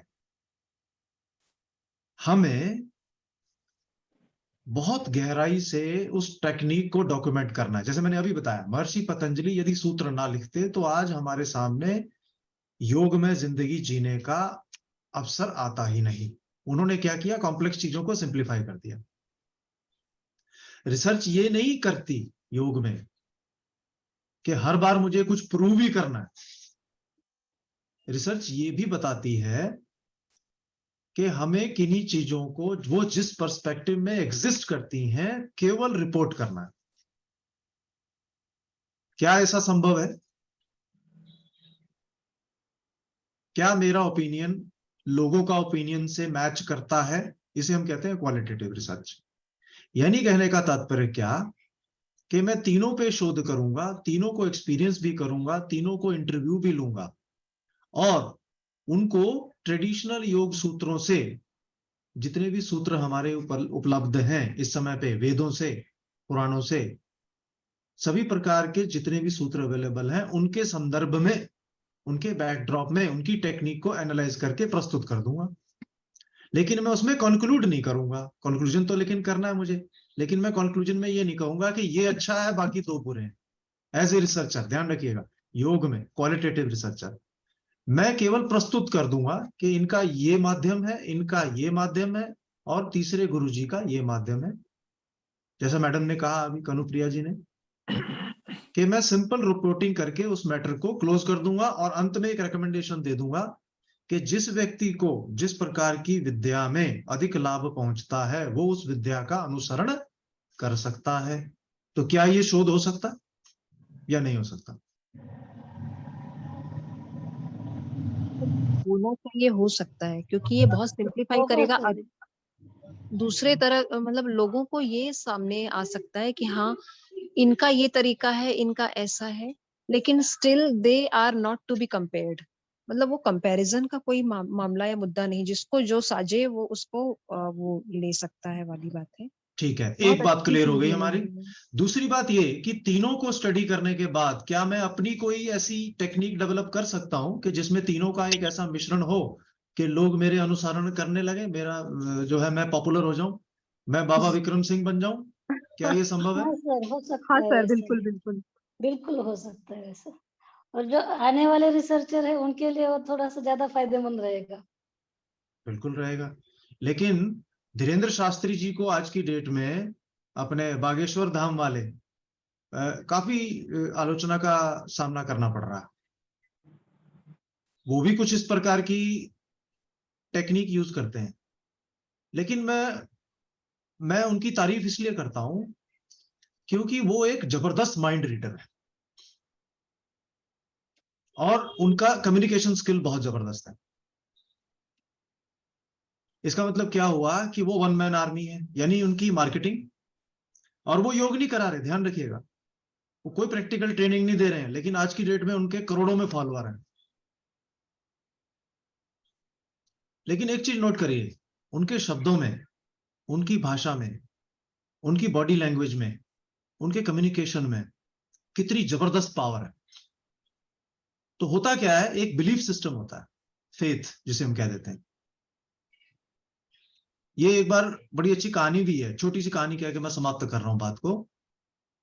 एक व्यक्ति ने कहा भाई what is faith, what is belief, there is no belief. तो उसने कहा भैया आपके ऊपर आपको अपने पिताजी के ऊपर बिलीफ है, तभी तो आप आगे बढ़ रहे हो ना। आपने कभी ये सबूत मांगा है कि तू मेरा बाप है, मुझे बता तू मेरा बाप कैसे? अपने गुरु से, टीचर से कभी आपने पूछा, सबूत मांगा? आपको विश्वास है तभी तो आगे बढ़ रहे हो ना। तो ये जो बिलीफ है, ये जो फेथ सिस्टम है, ये बहुत पावरफुल चीज होती है। योग, सनातन संस्कृति बिलीफ और फेथ पे चलती है। बड़ी बड़ी बीमारियों का इलाज साइंस के अनुसार जहां संभव नहीं होता, इन बीमारियों का इलाज सनातन संस्कृति योग के माध्यम से, कैंसर, ऑटोइम्यून डिसऑर्डर जैसी समस्याएं दूर हो जाती, बिकॉज बिलीफ सिस्टम। ध्यान रखिएगा, मदर टेरेसा भी बिलीफ सिस्टम पे काम करती थी, स्वामी रामदेव जी भी बिलीफ सिस्टम पे काम करते हैं। हर व्यक्ति फेथ और बिलीफ सिस्टम पे काम करता है। तो होता क्या है, हीलिंग केवल फिजिकल नहीं होती है, ना साइकोसोमेटिक होती है, ये स्पिरिचुअल होती है। स्पिरिचुअलिटी का क्वेश्चनर अवेलेबल है कि आप कितने स्पिरिचुअल हैं। तो इसका मतलब क्या हुआ कि हम आपकी स्पिरिचुअलिटी, या स्पिरिचुअलिटी को हिंदी में क्या बोलते हैं, आध्यात्मिकता को हम नाप सकते हैं क्या? किसी की आध्यात्मिक, जैसे हाइट नापते हैं, बॉडी वेट नापते हैं, किसी की आध्यात्मिकता को नाप सकते हैं क्या? बिल्कुल नहीं। किसी भी तरीके से हम किसी व्यक्ति की आध्यात्मिकता को नहीं नाप सकते। किसी का शरीर फाड़ के उसके बॉडी से डीएनए आरएनए भी निकाल लोगे, चाहे वो व्यक्ति जो है मल्टीपल ऑर्गन फेल्यूर का पेशेंट ही क्यों ना हो, कॉमा के अंदर ही क्यों ना हो, आप चाहे वो सुपरमैन का भी आप डीएनए निकाल लेंगे, तो ये नहीं बता सकते कि उसकी स्पिरिचुअलिटी हाई है, लो है, मीडियम है। इसका मतलब क्या हुआ कि it is a matter of entire belief. Belief system is very strong system. इस बात को प्रूव करने के लिए मुझे शोध करना पड़ेगा, और belief in what is very good, belief in yogic system. कई लोग जो है बहस करते हैं कि हिंदू धर्म नहीं है, हिंदू तो एक जीवन जीने की कला है, इस पे भी बड़े शोध हुए। तो कौन मना कर रहा है? सनातन धर्म है, हिंदू धर्म नहीं है। हिंदू तो जीवन जीने की कला है जो कि सनातन धर्म पर निर्धारित है, आधारित है। अब क्योंकि आप ये मानते हो कि सनातन धर्म है और जो कि जीवन शैली को फॉलो करता है, जिसको हमने हिंदू कह दिया, जिसका नाम हमने हिंदू दे दिया, तो इसका मतलब क्या हुआ, हम ये कह रहे हैं कि सनातन धर्म सबसे अच्छी जीवन जीने की कला है, हिंदू धर्म सबसे अच्छी जीने की कला है, क्योंकि वो सनातन संस्कृति पर आधारित है, सनातन के प्रिंसिपल्स पर, सिद्धांतों पर आधारित है। इसी प्रकार से कोई इस्लाम धर्म को मानता होगा मुस्लिम, वो ये कहेगा भी नहीं, मुस्लिम का मतलब ही प्योरिटी होता है, ऐसा किताबों में लिखा हुआ है। क्रिश्चियन भी यही बात कोई अपनी सपोर्ट में दे सकता है, एग्जाम्पल दे सकता है, बहुत सारे उदाहरण दे सकता है किताबों से, कि ये जीवन जिएंगे यदि आप 5 बार नमाज पढ़ेंगे, या आप 2 बार प्रेयर करेंगे, या यदि आप गॉड को मानेंगे, क्रॉस को घर में लटकाएंगे, तो आप कर सकते। ये सारा बिलीफ सिस्टम है। तो कुछ चीजें ऐसी है, मॉरल ऑफ द स्टोरी ऐसी है कि कुछ चीजें ऐसी होती हैं जिन पर शोध नहीं हो सकती और ना ही उस पर करना चाहिए। इसीलिए हम इसमें एक बात ये यूज करते हैं, इथिक्स इन रिसर्च। अगर आप इथिक्स का ध्यान रखेंगे कि जब हमने तीनों सदगुरुओं का सम्मान रखना है, उनका कंपैरिजन नहीं करना है, तीनों विद्याओं का कंपैरिजन नहीं करना है, तो उसमें शोध करने की जरूरत ही नहीं है, वहां जाने की जरूरत नहीं है, और बहुत सारे एरियाज हैं हमारे पास। तो कहने का तात्पर्य क्या हुआ कि जब हम स्मार्ट गोल सेट करते हैं, जिस प्रकार से सेम उसी तरह से रिसर्च के लिए जब हम स्मार्ट गोल सेट करते हैं, तो हमें ध्यान रखना चाहिए कि कितनी रीजनेबिलिटी, वायबिलिटी है, जरूरत है या नहीं है। चलो कल को मैंने प्रूव कर दिया कि ये वाली पद्धति, ये वाले गुरुजी बहुत अच्छे हैं, फिर क्या हो जाएगा? कोई और रिसर्च कर लेगा और वो ये कह देगा नहीं आपने गलत कहा था, ये वाले गुरुजी ज्यादा अच्छे हैं। फिर कोई तीसरा आ जाएगा, वो कह देगा नहीं जी ये वाले गुरुजी ज्यादा अच्छे हैं। तो कोई अंत होगा क्या? समस्या बढ़ा दी ना आपने, समस्या का समाधान तो किया नहीं। समस्या का समाधान करना है जी, एक बात याद रखिएगा, बार बार मैं रिपीट कर रहा हूं, योग का काम है, रिसर्च का काम है, योग की समस्याओं को जटिल ना बनाकर जीवन की समस्याओं का समाधान करना। अभी आपको जटिलता लग रही होगी कि मैं आपको उलझा रहा हूं, लेकिन ऐसा नहीं है। मैं केवल आपकी सोच डेवलप करना चाह रहा हूं कि हमें क्या करना है, क्यों करना है, और इसको करने के बाद क्या मिलेगा। फिर से वही 3 प्रश्न आ गए, और कुछ प्रश्न पूछते हैं। ये पॉइंट ऑफ डेलिब्रेशंस है। अब साइकोलॉजी ये कहती है, साइकोलॉजी का एक विषय है, साइकोलॉजी कहां से आई? फिलॉसफी से आई। फिलॉसफी कहां से आई? वो भी सनातन संस्कृति से ही आई। ये सोच जो डेवलप हुई लोगों की, सात्विक सोच, ये सनातन संस्कृति से ही आई। साइकोलॉजी अपने आप में कोई डिसिप्लिन नहीं था, ये तो नया डिसिप्लिन है। फिलॉसफी थी इससे पहले, फिलॉसफी का अंग होता था। फिलॉसफी से पहले भी सनातन संस्कृति ही होती थी, कि जो फिलॉसफी के बारे में प्रकाश डालती है। जितने भी ग्रंथ देखेंगे आप सब में मिल जाएगा। अब साइकोलॉजिकल जो रिसर्च है वो ये कहती है कि इज इट अबाउट योगा, या research, yoga research is about psychology. तो इसको दूसरे तरीके से यदि कहें कि क्या हम योग के बारे में शोध करना चाहते हैं या योग के अंदर शोध करना चाहते हैं, इन दोनों चीजों में क्या फर्क है?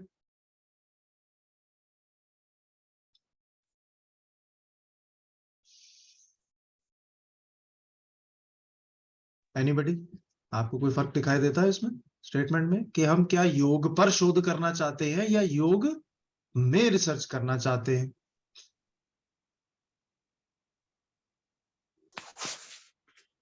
योग में सर रिसर्च करना चाहते हैं, योग पर नहीं, योग द्वारा। ये भी अच्छा ओपिनियन है। अब देखिए यहाँ डिफरेंस ऑफ ओपिनियन आ गया। यही शोध का विषय है और मैं यहीं पे रिसर्च का गैप क्रिएट कर रहा हूं। मैं ऐसे क्वेश्चन जानबूझ के पूछ रहा हूं जिससे कि आप लोगों के बीच में विरोधाभास हुए। जैसे वो चैनल पे लड़ाते नहीं लोगों को, एक दूसरे को एक प्रश्न छोड़ देते हैं, वो लड़ते रहते हैं आपस में। इसी तरह से मैं आपके बीच में एक प्रश्न छोड़ रहा हूं और आपकी जिज्ञासा को जागृत कर रहा हूं। कुछ लोगों का ओपिनियन हाँ होगा, कुछ का ना होगा। उत्तर देंगे इसका भी, इसका उत्तर देंगे। चैनल वाले जवाब नहीं देते, वो तो झगड़ा करा के कह देते हैं अब दर्शक जो है वो निर्णय करें कि उनको किसे वोट देना है। लेकिन रिसर्च में प्रश्न छोड़ के भागना नहीं है। यहां प्रश्न तो खड़ा कर रहा है विक्रम सिंह आपके बीच में, लेकिन प्रश्न का उत्तर दिए बगैर भागेगा नहीं। यही तो शोध है। मुझे प्रूव कुछ नहीं करना, मुझे केवल आपको यह बता देना है कि ये प्रश्न वैलिड था।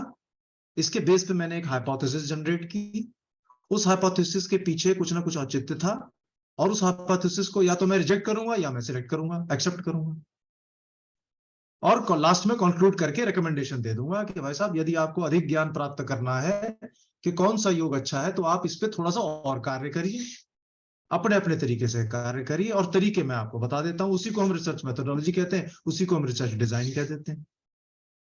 दूसरा प्रश्न, क्या आप पीएचडी में अधिक इंटरेस्टेड हैं या रिसर्च में अधिक इंटरेस्टेड हैं? तीसरा प्रश्न, yoga to be made simple rather than complex through research.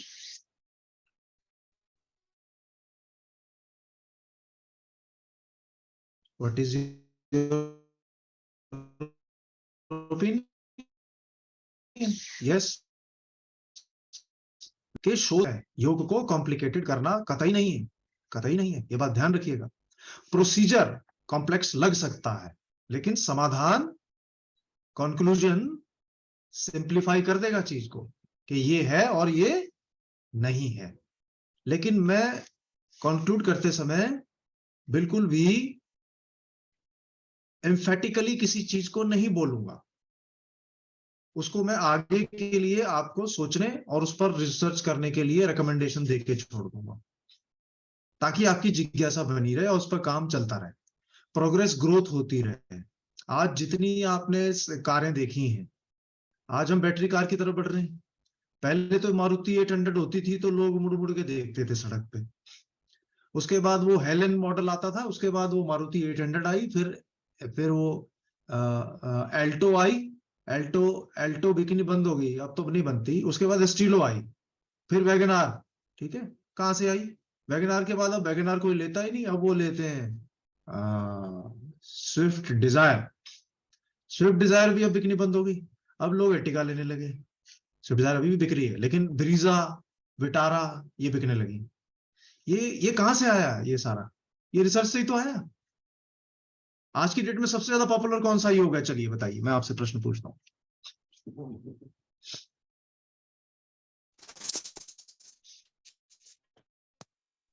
अष्टांग योग, पावर योगा, पावर हठ योगा, योगा, हठ हठ yoga, hatha yoga, iyengar yoga. Iyengar yoga. और यिन योगा एक अभी अभी आया हुआ है। ओके, हाइब्रिड योगा सुना है आपने? हाइब्रिड योगा कभी? No sir. No, hybrid yoga जो है ना, बहुत सारी चीजों का मिक्सचर है। जैसे आपने देखा होगा, yoga therapist for children, yoga therapist for diabetes, yoga therapist for women, इस तरह से चल पड़ा है ना, अलग अलग थेरेपिस्ट स्पेशलाइजेशन। Yes sir. वो सारी ट्रीटमेंट मेथोडोलॉजीज हैं। लेकिन यदि आप योग की बात करें तो कोई भी एक स्टैंडर्डाइज्ड योगा नहीं है। कोई एक आसन है ऐसा जिसका कि स्टैंडर्डाइजेशन या पेटेंट कर लिया गया हो? अगला प्रश्न। No sir. एक ही आसन का नाम एक ही है, उसको कराने के 3-4 तरीके हैं। ऐसा क्यों है भाई? हर शरीर की फ्लेक्सिबिलिटी और बॉडी, बॉडी स्ट्रक्चर अलग अलग है सब। हाँ, है ना, वीरभद्रासन को स्टैंडर्डाइज कर लिया गया है कि सबसे बढ़िया वीरभद्रासन का पोस्चर कौन सा है। तो हम नहीं। फर्स्ट सेकंड थर्ड पोजीशन कैसे देते हैं योगा के कंपटीशन में? हम कहते हैं ना, ये बच्चा फर्स्ट है, ये सेकंड है, ये थर्ड है, कैसे देते हैं वो? वो तो फ्लेक्सिबिलिटी रहती है सर, उसको जाने का आने का तो है, सहजता उसकी बॉडी की। हाँ, इसका मतलब हम आसन को नहीं देख रहे, हम फ्लेक्सिबिलिटी को देख रहे हैं। Yes sir. सर उसके अलग अलग पैटर्न है, उसकी स्मूथनेस है, उसकी कामनेस है।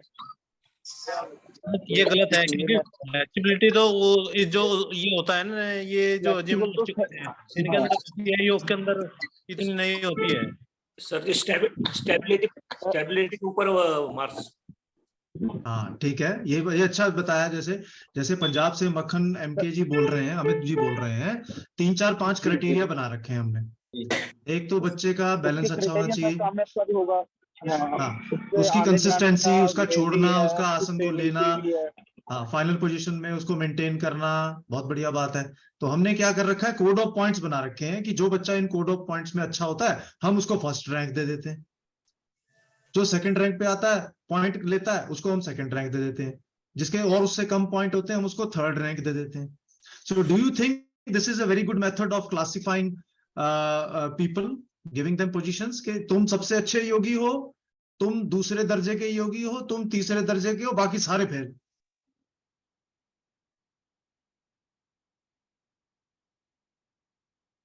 नहीं सर।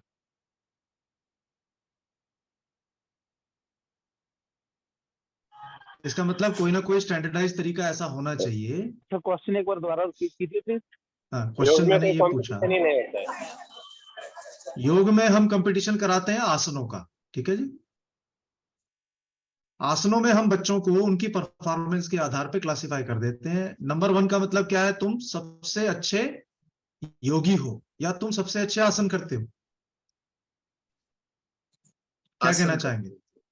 देखिए 3 चीजें होती हैं। सर इसमें ये कह सकते हैं तुम वो सबसे तो अच्छा सिर्फ एक आसन करते हो। performance योगी के तो नॉलेज ऊपर भी होनी आधारित चाहिए ना, है। थ्योरेटिकल आसन तो हम किसी को भी सिखा सकते हैं, एक बच्चे को भी जैसे बहुत अच्छा कर सकते हैं, पर नॉलेज होना भी तो जरूरी है। हाँ, इसका आसन मतलब ये बात सही है, मोनिका यादव जी ने बोला। योगी का मतलब तो हाँ कुछ और होगा। जी जी जी, बताइए। इसमें तो सिर्फ परफॉर्मेंस का आएगा, ऑन द स्पॉट उसकी परफॉर्मेंस अच्छी आई है।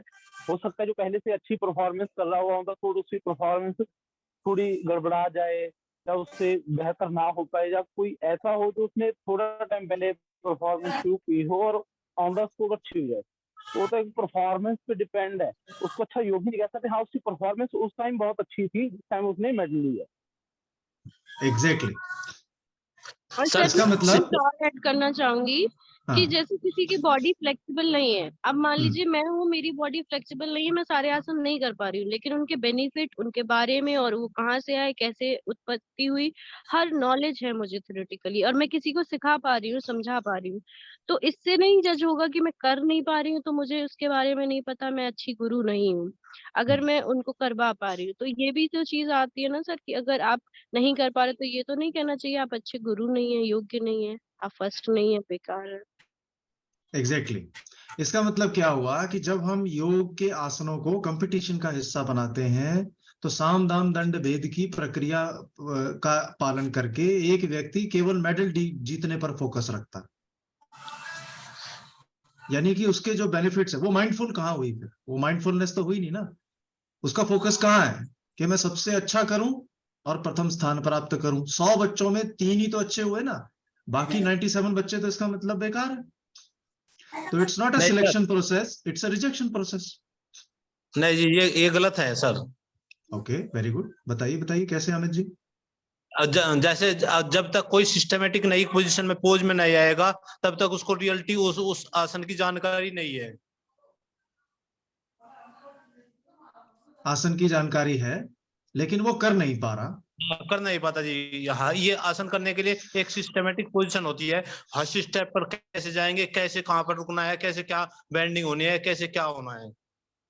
ठीक है, लेकिन मेरा प्रश्न वही है अमित जी कि जी क्या पद्मासन करने की जो टेक्निक है वो स्टैंडर्डाइज्ड है कि नहीं? मान लीजिए आपने एक प्रोटोकॉल डेवलप किया योग का।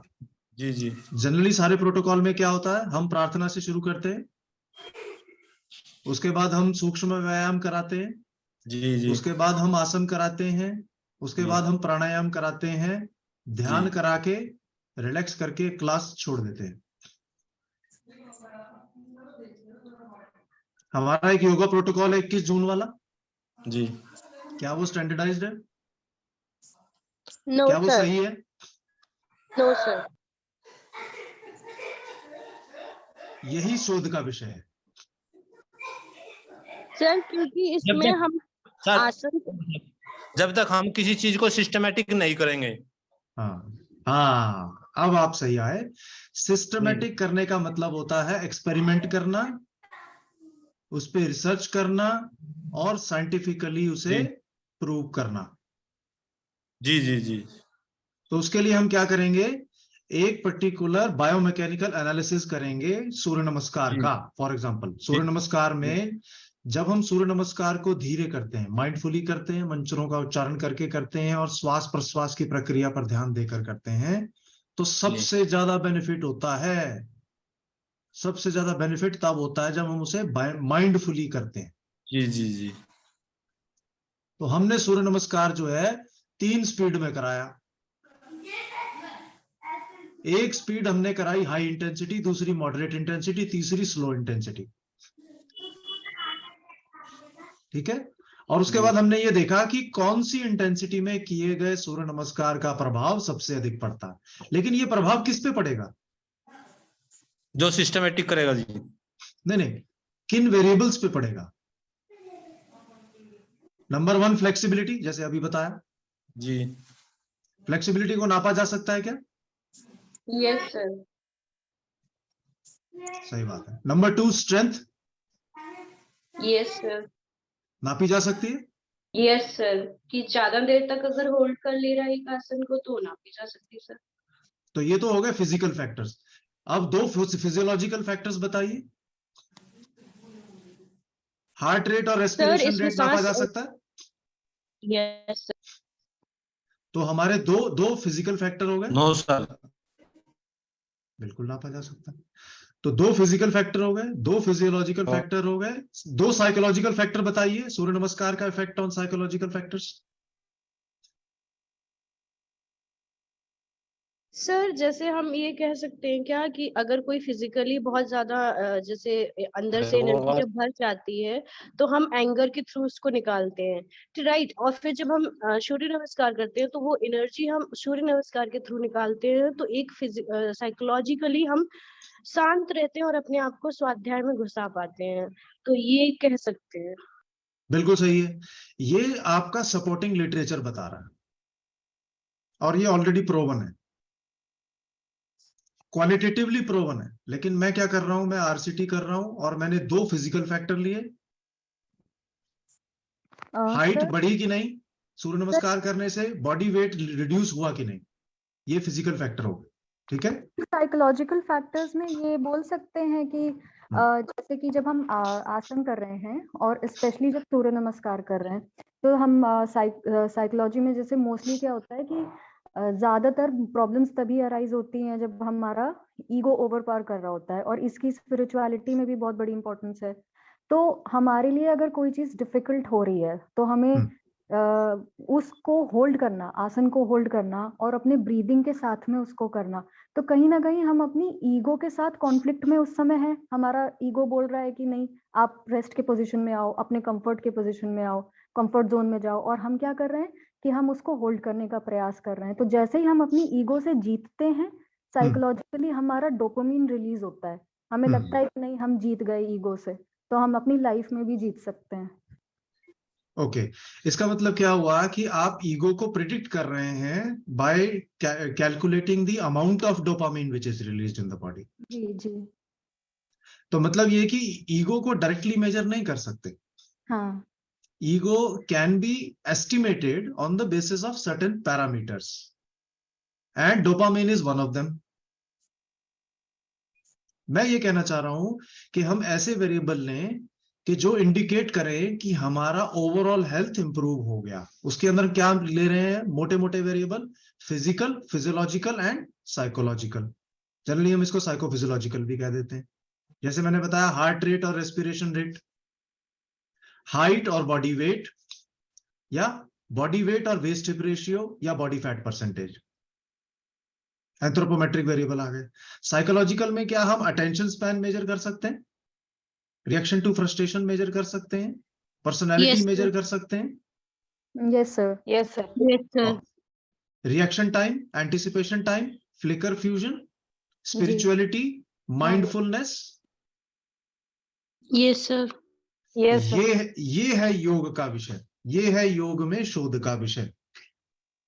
जब भी मुझे अपने क्लाइंट को कन्विंस करना है तो मुझे उसको ब्रेन बॉडी बैरियर को ब्रेक करने वाले मेथड्स को एक्सप्लेन करना पड़ेगा सिस्टमेटिकली, साइंटिफिकली। शिवम मिश्रा जी, ज्यादा लंबा सेशन हो गया तो मुझे बता दीजिएगा, मैं नो स्टॉप कर दूं। सर। नहीं सर आप कंटिन्यू करें प्लीज। Yes sir.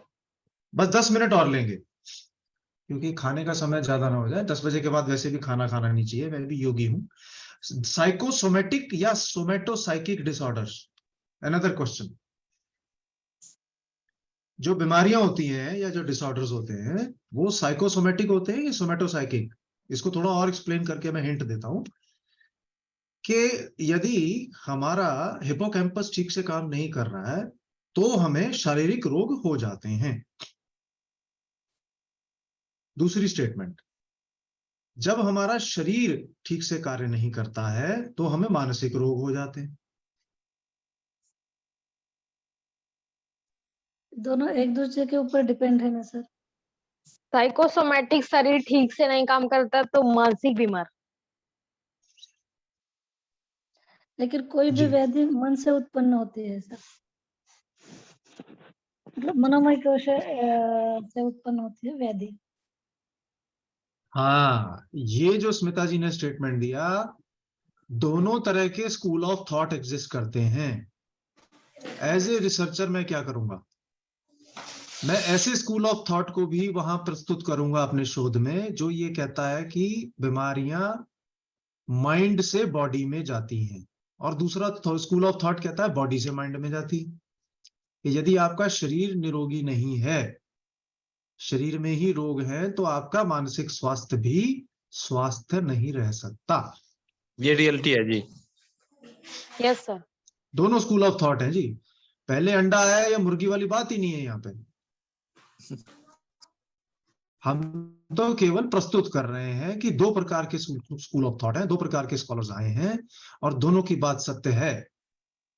अगर मैं एक बात को सत्य मानता हूं तो मुझे उसको जस्टिफाई करना पड़ेगा, कि मैं इस बात को सत्यापित करना पड़ेगा in the backdrop of giving examples researches that have taken place. ऐसे ही मैं स्टेटमेंट देके नहीं छोड़ दूंगा किसी चीज को, अगर मैं योग में शोध कर रहा हूं तो।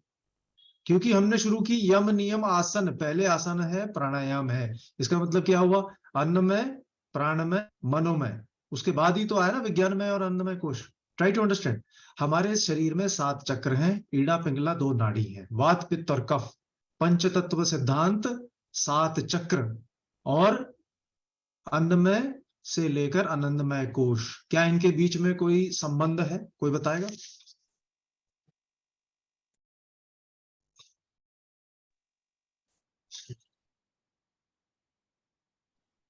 ऐसी बहुत सी टेक्स्ट बुक्स मिलेंगी आपको जिनके अंदर एक ही चीज का वर्णन किया गया है, बाकी चीजों को गौण कर दिया गया है,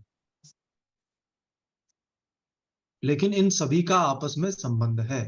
और जब इन सब का संबंध है, इसका मतलब हमारा शरीर केवल शरीर मात्र नहीं है, वह हमारे वातावरण का भी हिस्सा है। योगी जन सिद्धियां प्राप्त करने के लिए प्राकृतिक वातावरण में क्यों जाते थे? वो एक कमरे में बंद रह के भी तो कर सकते थे, क्योंकि प्रकृति, पुरुष और प्रकृति पढ़ते हैं ना, प्रकृति से व्यक्ति जुड़ा हुआ है। यदि प्रकृति है, कोरोना टाइम में देखा आपने, हमारे दिल्ली से तो चिड़िया गायब हो गई थी, चिड़िया वापस आ गई। टिड्डी दल हमने कभी जिंदगी में नहीं देखे थे, दिल्ली वालों ने टिड्डी दल भी देख लिया हमने।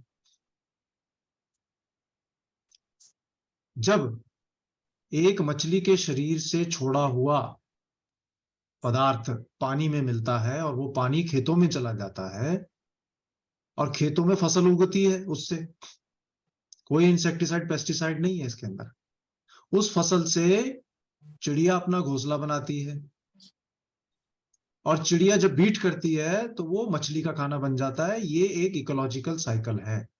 इसलिए योग के क्षेत्र में शोध करने वाले व्यक्ति को वातावरण, प्रकृति को भी साथ में लेकर चलना होगा, चलना पड़ेगा।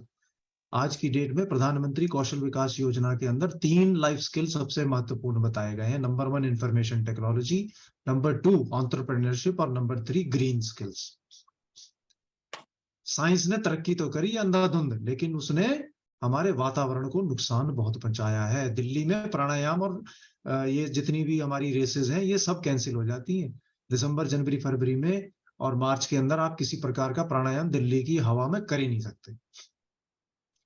तो क्या फायदा दिल्ली वालों के इतने पैसे कमाने का? इससे तो मैं हरियाणा के किसी छोटे से गांव में अच्छा था। ये योग के में शोध का विषय है। आज तक किसी ने बड़े बड़े शोध कर लिए, कोरोना ठीक कर लिया, फलाना कर लिया, ये शोध नहीं किया कि प्राणायाम करना दिल्ली में, गुड़गांव में या नोएडा में कहाँ ज्यादा बेनिफिशियल है। उठा के देख लो, गूगल में सर्च करके देख लो, इतना सा शोध नहीं कर पाया कोई आज तक। सही कह रहे हैं जी, बिल्कुल रियल, 100% रियल। बार बंद हो जाएगी जी सबकी, नोएडा दिल्ली गुड़गांव वालों की। शोध नहीं करना चाहते, लेकिन गैप है, लेकिन बहुत जबरदस्त गैप है, लेकिन करे कौन? आखिरी प्रश्न है कि क्या योग के पोस्चर, आसन केवल व्यायाम है या नहीं? No sir. No sir. तो व्यायाम क्या है फिर? सर व्यायाम और आसन को ऐसे समझ सकते हैं कि आसन जब हम करते हैं तो हमें दृढ़ता आती है, जो हमें प्राणायाम ज्यादा देर तक कर पाने में मदद करती है। अगर हम आसन पोस्चर में ठीक से नहीं बैठेंगे ज्यादा देर तक, तो हम प्राणायाम भी, मन चंचल होता है तो वो भाग जाएगा, तो प्राणायाम ज्यादा देर तक हम नहीं कर पाएंगे, ध्यान में नहीं बैठ पाएंगे। तो आसन उसमें मदद करते हैं ताकि हम ध्यान समाधि तरफ जा सकें। तो इसमें ये केवल नहीं कह सकते कि पोस्चर है और ये सिर्फ एक्सरसाइज है। Okay, this is one opinion. बहुत अच्छा बताया मोनिका जी आपने। कोई और? सर आसन होता है स्थिर सुखम आसनम जी। शरीर खलु, तो जब हम स्थिर हाँ, होकर के शरीर आसन माध्यम करते खलु हैं, साधनम, शरीर माध्यम खलु साधनम। बहुत अच्छी बात है, बहुत अच्छा, बिल्कुल सही है जी। स्मिता जी आप बोल रहे थे, कौन बोल रहे थे?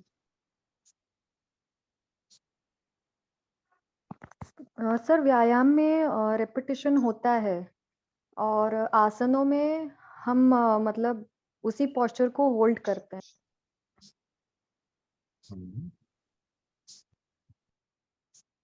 ओके, तो कैन यू जस्टिफाई दिस? व्यायाम जो होता है वो सांस के साथ तालमेल नहीं होता है। जैसे कि आसन में हम लोग इनहेल एक्सहेल पे ज्यादा ध्यान देते हैं सर, व्यायाम के समय वो थोड़ा सा कम होता है। नहीं, व्यायाम में भी होता है, हम अपनी प्राचीन दंड बैठक लगाएं व्यायाम के समय, तो क्यों नहीं आसनों को, प्राणायाम पे ध्यान देते देखा देखा, लड़ा दिया ना, लड़ा दिया ना, वही वाला काम हो गया आज तक वाला। आसन व्यायाम ना होके बहुत कुछ उससे आगे भी हमें लेके जाता है। सिर्फ वो ये नहीं है भी एक व्यायाम एक फिजिकली फिटनेस के तौर पे वहां पे रुक गया, उससे बढ़कर बहुत कुछ है। वो एक अकेला व्यायाम नहीं है, लेकिन उसके साथ सब कुछ जुड़ा हुआ है आसन का।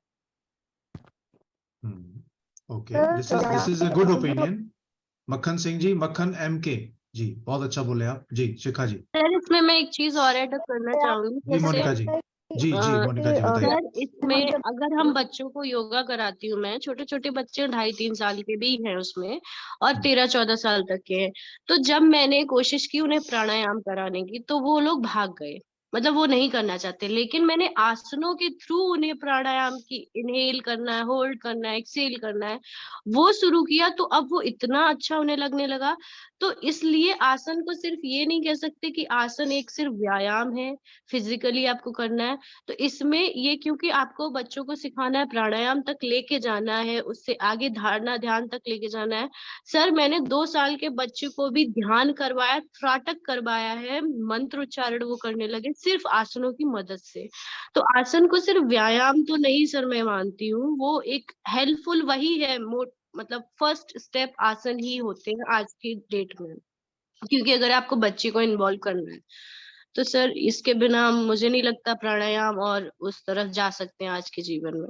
तो इसका मतलब yoga postures are basically a building block for developing a strong foundation that will automatically lead a child to spirituality slowly and gradually.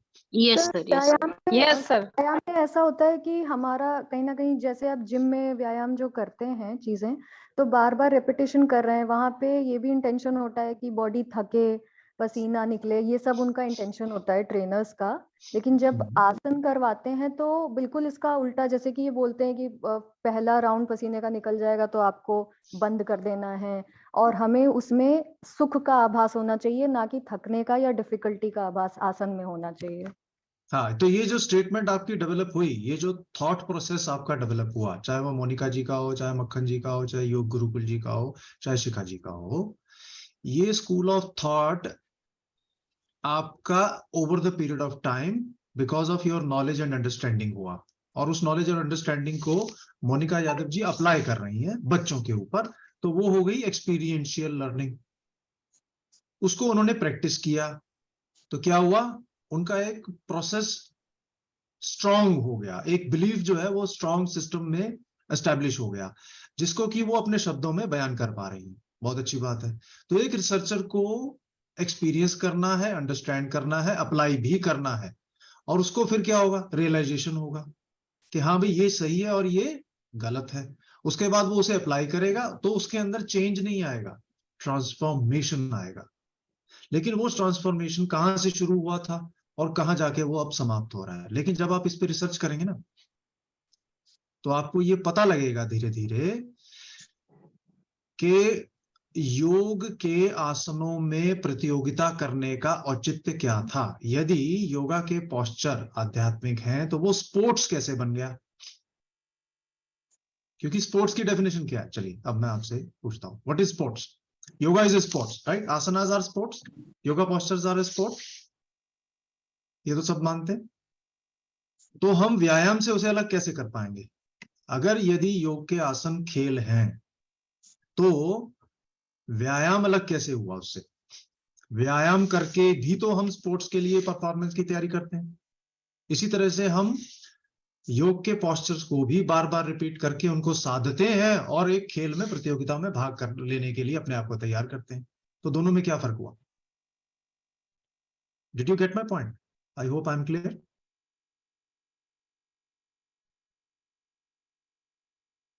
यही शोध का विषय है जो आपको सोचने पे मजबूर करेगा और आपके पर्सपेक्टिव को, आपकी थिंकिंग को चेंज करेगा।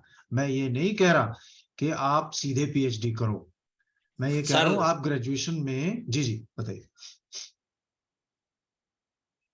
सर मैं इसमें एक चीज मतलब बोलना चाह रही थी कि अगर हम स्पोर्ट्स देखते हैं तो उसमें सिर्फ एंजॉयमेंट होता है जो स्कूल में बच्चे करते हैं, और उसे फिर भूल जाते हैं, फिर उन्हें दूसरी चीज पसंद आने लगती है, फिर वो उधर जाने लगते हैं। एक टाइम के बाद स्पोर्ट्स वो छोड़ देते हैं।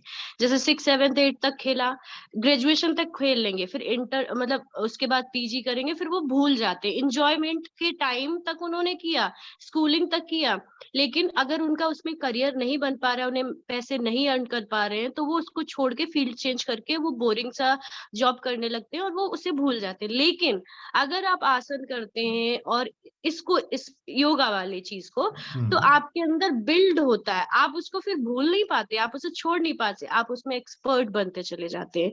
जैसे कि अभी एक उदाहरण मैं लेती हूँ, जिन बच्चों को मैं कराती हूँ, कम से कम 6 महीने हो गए कराते हुए, तो पहले वो स्पोर्ट्स में जाते थे, 1 महीना गए, जून में डांस क्लास कर ली, कभी स्विमिंग क्लास कर ली, कभी कुछ कर ली, भूल गए, वो जून जून चलता था। लेकिन जब योगा शुरू करा, उनकी पढ़ाई पे भी इम्प्रूवमेंट आया है, उनमें सोचने समझने की शक्ति, जो कहते हैं क्रिटिकल थिंकिंग, भी डेवलप हुई है, और उन्हें वो चीज अच्छी लगने लगी। मतलब वो पढ़ाई भी मैनेज कर पा रहे हैं, स्ट्रेस भी मैनेज कर पा रहे हैं, और वो उसको जीने लगे हैं। जैसे हम थोड़ा थोड़ा उनको ऐड कर रहे हैं कि जब डिप्रेशन हो तो श्वास कैसे लेनी है, सुबह उठना है तो क्या क्या क्रियाएं करनी है, तो उससे स्ट्रेस भी मैनेज हो रहा है, और वो उनकी पद्धति, जीवन पद्धति बन रही धीरे धीरे। लेकिन स्पोर्ट्स एक जीवन पद्धति नहीं बन सकती। वो आप इंजॉयमेंट के लिए किया, आप भूल गए, लेकिन योगा आप नहीं भूल पाएंगे अगर आप करना शुरू करते हैं तो सर। और उसके साथ आप अपनी जॉब भी कर सकते हैं, क्योंकि ये सुबह कराया जाता है। तो ये सर स्पोर्ट्स और योग को डिफरेंशिएट करा जा सकता है सर। सर इसमें एक पॉइंट कहना चाहूंगा। पहले तो नमस्ते सभी को।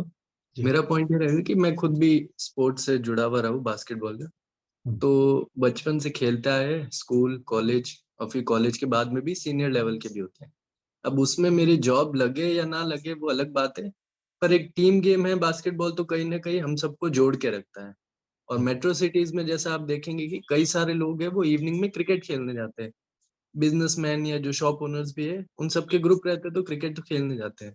तो अगर ऐसा हो कि करियर ना बने, उसको छोड़ देते हैं या सिर्फ 2 महीने के लिए करते हैं, तो ऐसा नहीं है। स्पोर्ट्स कहीं ना कहीं लोगों को जोड़ के रखता है और उसके भी अपने फायदे हैं। ऐसा कोई नेक्स्ट डे भूल जाए ऐसा तो नहीं होता है। आसन का भी अपने, योग की भी है प्रक्रिया, वो अलग तरीके से, पर स्पोर्ट्स भी इसी तरह का रखता है। ओके, 2 तरह के ओपिनियन हमारे सामने आ गए।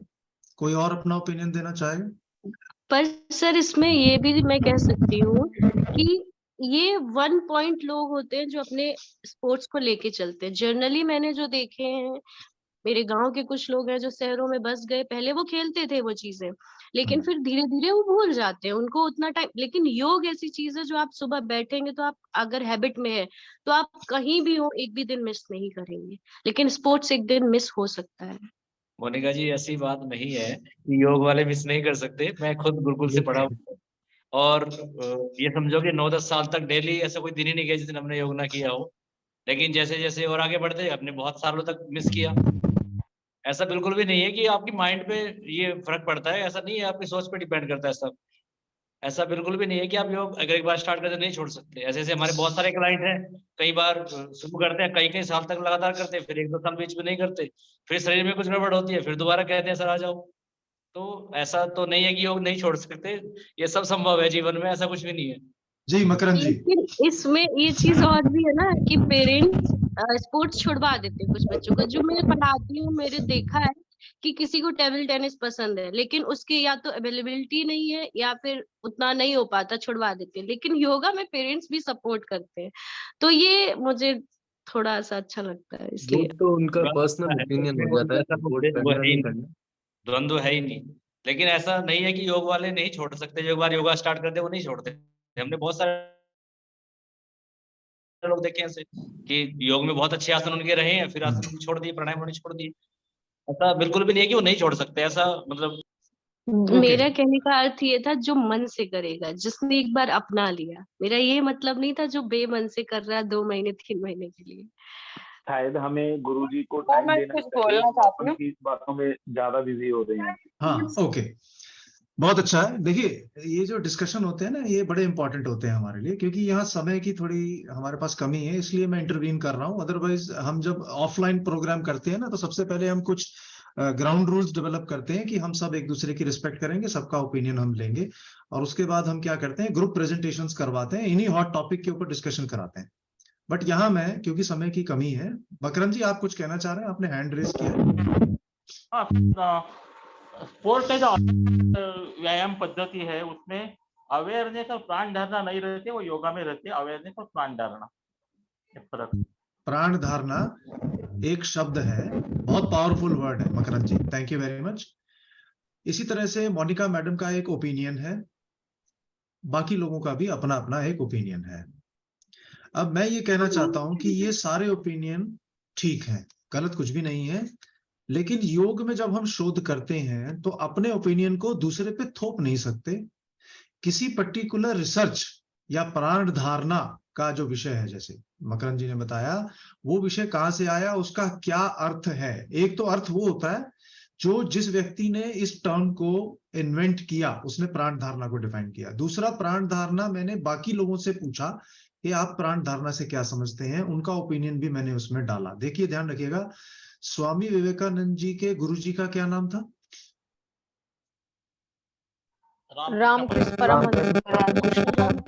रामकृष्ण परमहंस जी ने स्वामी विवेकानंद जी को ये कहा कि तुम यदि आसन हठ योग खासकर करोगे तो तुम विषय से भटक जाओगे, तुम महानता को प्राप्त नहीं कर पाओगे। वो आसनों के सख्त खिलाफ थे, हठ योग के खिलाफ थे। और ये सचमुच में उन्होंने अपनी किताब में लिखा, स्वामी विवेकानंद जी ने, कि जब मैंने हठ योग को करना बंद किया तभी मैं अष्टांग योग के ऊपर के सोपानों को प्राप्त कर पाया, धारणा ध्यान और समाधि तक मैं पहुंच पाया।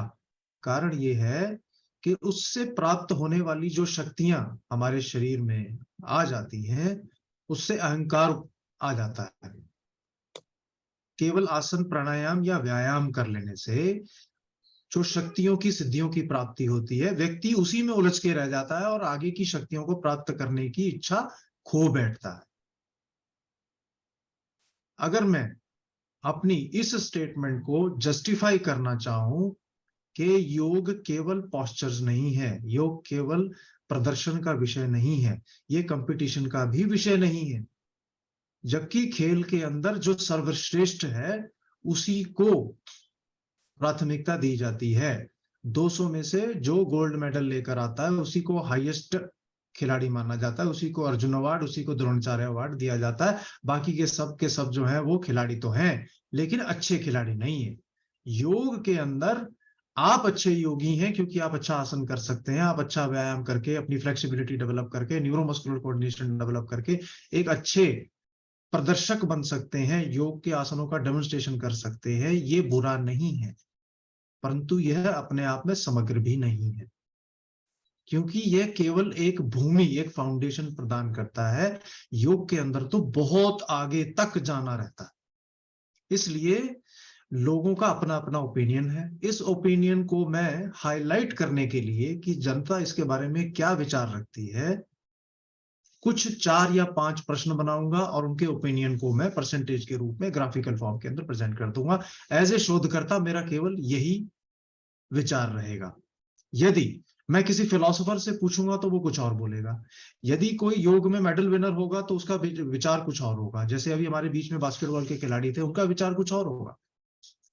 अलग अलग विचारों को संलग्न करके, ओपिनियंस को, आइडियाज को जब मैं अपना कंक्लूजन दे दूंगा तो वही योग में शोध का विषय बन जाएगा। तो यहां हम ये बात कर रहे हैं कि गैप्स कहाँ है। इसी तरह से बहुत सारी चीजें हैं कि उपवास क्या एक खिलाड़ी के लिए उसकी परफॉर्मेंस इंक्रीज करने का अच्छा तरीका है या नहीं है। तो यहीं समाप्त करते हैं, विषय बहुत बड़ा हो गया। ये सब जो चीजें हैं इनको हम डिस्कस फिर कभी कर लेंगे। कुछ ऐसे हॉट टॉपिक्स हैं जिनके ऊपर research based, evidence based literature available है, जिससे आपको ये भी पता लग सकता है कि कहां पर गैप्स हैं। योगा एजुकेशन के अंदर सबसे कम शोध हुआ है और योग का विषय किस प्रकार से हमारी परफॉर्मेंस को इंक्रीज करता है, इस पे सबसे कम शोध हुआ है। आज तक जितने भी अधिकतर शोध हुए हैं वो हुए हैं अस्थमा को कैसे कंट्रोल करें, प्राणायाम के द्वारा। प्राणायाम के द्वारा ब्लड प्रेशर को कैसे नॉर्मल करें, पेन मैनेजमेंट आसनों से किस प्रकार से दूर हो सकता है, किस तरह से पावर योगा से अर्थराइटिस को ठीक करें, योग के माध्यम से, सूर्य नमस्कार के माध्यम से वेट को कैसे रिड्यूस करें। जबकि वेट अपने आप में प्योर इंडिकेटर नहीं होता, क्योंकि वेट के अंदर हड्डियों का वजन, मास, ब्लड, बहुत टिश्यूज, ऑर्गन्स, ये सारी चीज मिला के बॉडी वेट होता है। किसी का वजन कम करना है तो उसकी सर्जरी करके शरीर से किडनी लिवर हटा दो, उसका वजन वैसे ही कम हो जाएगा। इसका मतलब हमें एज ए शोधकर्ता ये ध्यान रखना पड़ेगा कि हम कौन से वेरिएबल्स को ले रहे हैं जो कि हमारे वेट रिडक्शन को जस्टिफाई करता है। वेट रिडक्शन का मतलब, वेट मैनेजमेंट का मतलब बॉडी फैट परसेंटेज कम हो, बॉडी मास ज्यादा हो, मसल मास ज्यादा हो। सेल्फ अवेयरनेस, मेंटल पे काम हुआ है, मेंटल परफॉर्मेंस पे, और मूड चेंजेस के ऊपर काम हुआ है। लेकिन मैं फिर रिपीट कर रहा हूं, शोध योग वाले शिक्षा पर, बच्चे की ब्रेन पावर पर, उसकी एकेडमिक परफॉर्मेंस पर, स्पोर्ट्स की परफॉर्मेंस पर क्या इफेक्ट पड़ता है, बहुत कम शोध है। शोधार्थियों से निवेदन है कि इस तरह के टॉपिक लें। हजारों टॉपिक अवेलेबल हैं। टॉपिक को सर्च कैसे करना है कीवर्ड डाल के, इस पर हम कभी फिर बात करेंगे। लेकिन सबसे इंपॉर्टेंट बात यह है कि हम अपनी कंपिटेंसी रिसर्च के लिए योग में डेवलप करेंगे तो रास्ते खुलते चले जाएंगे। तो ये 2 किताबें मैं आपको रिकमेंड कर रहा हूँ, वेबसाइट पे आपको मिल जाएंगी, गूगल पे सर्च करेंगे। Need and scope of research in yoga by professor Devesh Kumar Manubhai Chaudhary. 2 page का आर्टिकल है। आप मेरे से संपर्क कर सकते हैं मोबाइल पर, या इस पे मैं आपको दोनों के लिंक भेज सकता हूं यदि यहाँ आप कॉपी नहीं कर पा रहे हैं। ये आपको डायरेक्टली ले जाएगा। 2 पेज का ये आर्टिकल है, बहुत सुंदर आर्टिकल है। प्रोफेसर देवेश कुमार ने बड़ा अच्छा लिख दिया है कि शोध योग में करने की आवश्यकता क्यों है और कहां पर गैप्स हैं। और दूसरा, आपको ये थोड़ा सा हाई लेवल मिलेगा, जिनके हायर ऑर्डर थिंकिंग स्किल है वो इस बात को समझ पाएंगे कि योग में रिसर्च करना है या योग पर रिसर्च करना है। जैसे मैंने पीछे प्रश्न पूछा था आपसे, ये आपको उसका उत्तर दे देगा। आपको ये चाहिए, ये दोनों मटेरियल मैं आपको प्रोवाइड करा सकता हूँ। So thank you very much. बहुत लंबा समय हो गया, मैं क्षमा चाहूंगा कि मैंने इतना ज्यादा समय ले लिया। असल में मेरा ये एक फेवरेट विषय है और मैं चाह रहा हूँ कि जिस तरह से शारीरिक शिक्षा में, हिस्ट्री में, पॉलिटिकल साइंस में शोध हो रहा है, योग में भी शोध हो, तो हम काफी अपने इम्पैक्ट को और बढ़ा सकते हैं। विदेशों में बहुत हो रहा है, हमारे यहाँ तो ढंग की लैब ही नहीं है जिसके अंदर हम प्रॉपर शोध कर सकें। इसका मतलब क्या है? ये नहीं है कि शोध नहीं हो सकता।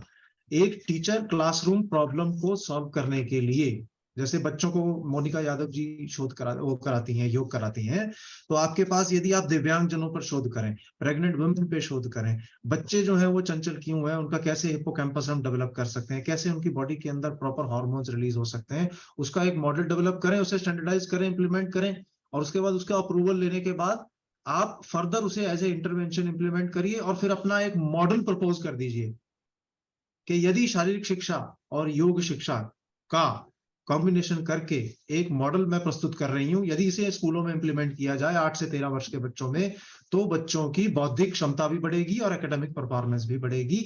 ये होता है योग में अच्छा शोध पीएचडी लेवल का। तो 3 स्टेप मैंने बताया, मैं अपनी बात समाप्त कर रहा हूं 3 स्टेप बता के। Number 1, please conduct a thorough survey कि आप किस विषय पर काम करना चाहते हैं। मान लीजिए आप बच्चों की एकेडमिक परफॉर्मेंस को इंप्रूव करना चाहते हैं योग के माध्यम से, तो प्रॉब्लम स्टेटमेंट का क्या नाम हुआ? What is the research question? Can yoga improves the academic performance of school students?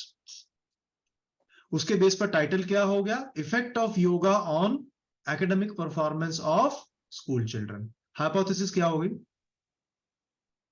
There will, अगर नल हाइपोथेसिस हम लेते हैं, there will not be a significant difference on the academic performance of school children because of yoga.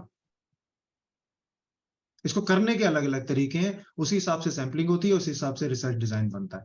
तो 3 चीजों पर please काम करिए। Number 1 research question, number 2 title, और नंबर 3 हाइपोथेसिस। तीनों एक दूसरे में अगर मिलती मैच करती है तो आपके ऑब्जेक्टिव्स बड़े आराम से फ्रेम हो जाएंगे। ध्यान रखिएगा, रिसर्च डिजाइन में कुछ नहीं रखा।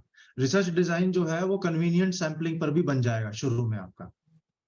क्लासरूम टीचर रिसर्च करता है, माताजी रिसर्च करती हैं, गृहिणी भी रिसर्च करती है, तो योग में जो व्यक्ति क्लाइंट को हैंडल कर रहा है, जो एक फुल टाइम रिसर्च स्कॉलर है, वो रिसर्च क्यों नहीं कर सकता? तो कई प्रकार की रिसर्च है जो जनरल टू स्पेसिफिक जाती है, कुछ स्पेसिफिक टू जनरलाइजेशन की तरफ जाती है। कोई फंडामेंटल रिसर्च है, कोई एक्शन रिसर्च है, कोई क्वालिटेटिव रिसर्च है, कोई क्वांटिटेटिव रिसर्च है। दोनों का कॉम्बिनेशन, योग एक इतना जबरदस्त विषय है कि क्वालिटेटिव क्वांटिटेटिव दोनों तरह की रिसर्च हो सकती है इसके अंदर। स्कोप जबरदस्त है, बस केवल हमें अपनी कॉम्पिटेंसी को डेवलप करना है। Wish you all the best. Thank you. Thank you sir. बहुत बहुत आभार आपकी उपस्थिति, आज बड़ा आनंदित की। मुझे लग रहा है जिस विषय पे आज आपने चर्चा की है, ये विषय जो है वो यदा कदा ही लोग ले पाते हैं और इस ऐसा व्याख्यान दे पाते हैं। हम लोगों ने करीब 8 बजे शुरू किया था और 9:45 हो रहा है, यानी शुद्ध रूप से 1 घंटे 45 मिनट कंटिन्यू हमने इस विषय पे वार्ता की और सुना, श्रवण किया। और अच्छी चीज ये रही कि इंटरेक्टिव चीजें रही, दोनों तरीके के विचार हम सभी ने सुना और उस पे विचाराधीन विषयों को कहीं ना कहीं एनालाइज किया। ये वीडियो रिकॉर्डेड फॉर्मेट में यूट्यूब पे रहेगा और आज नहीं तो कल, नहीं तो 10 साल के बाद भी आगे आने वाली जो पीढ़ियां हैं योग में, खास करके जो अभी बच्ची होंगी या बच्चे होंगे, छोटे छोटे 2री या 3री कक्षा में होंगे, जब भी वो ये वीडियो देखेंगे तो उन्हें लगेगा कि हमारे जो एंसेस्टर्स थे, जो आज के 10-15 वर्ष पहले ही इन विषयों पे कहीं ना कहीं चर्चा कर चुके हैं, और उन्हें बड़ा हेल्प हो जाएगा जब वो रिसर्च करेंगे। और भावी पीढ़ी के लिए आपका ये वक्तव्य सर कहीं ना कहीं एक माइलस्टोन साबित होगा, ये ऐतिहासिकता निसंदेह प्रदर्शित करेगी।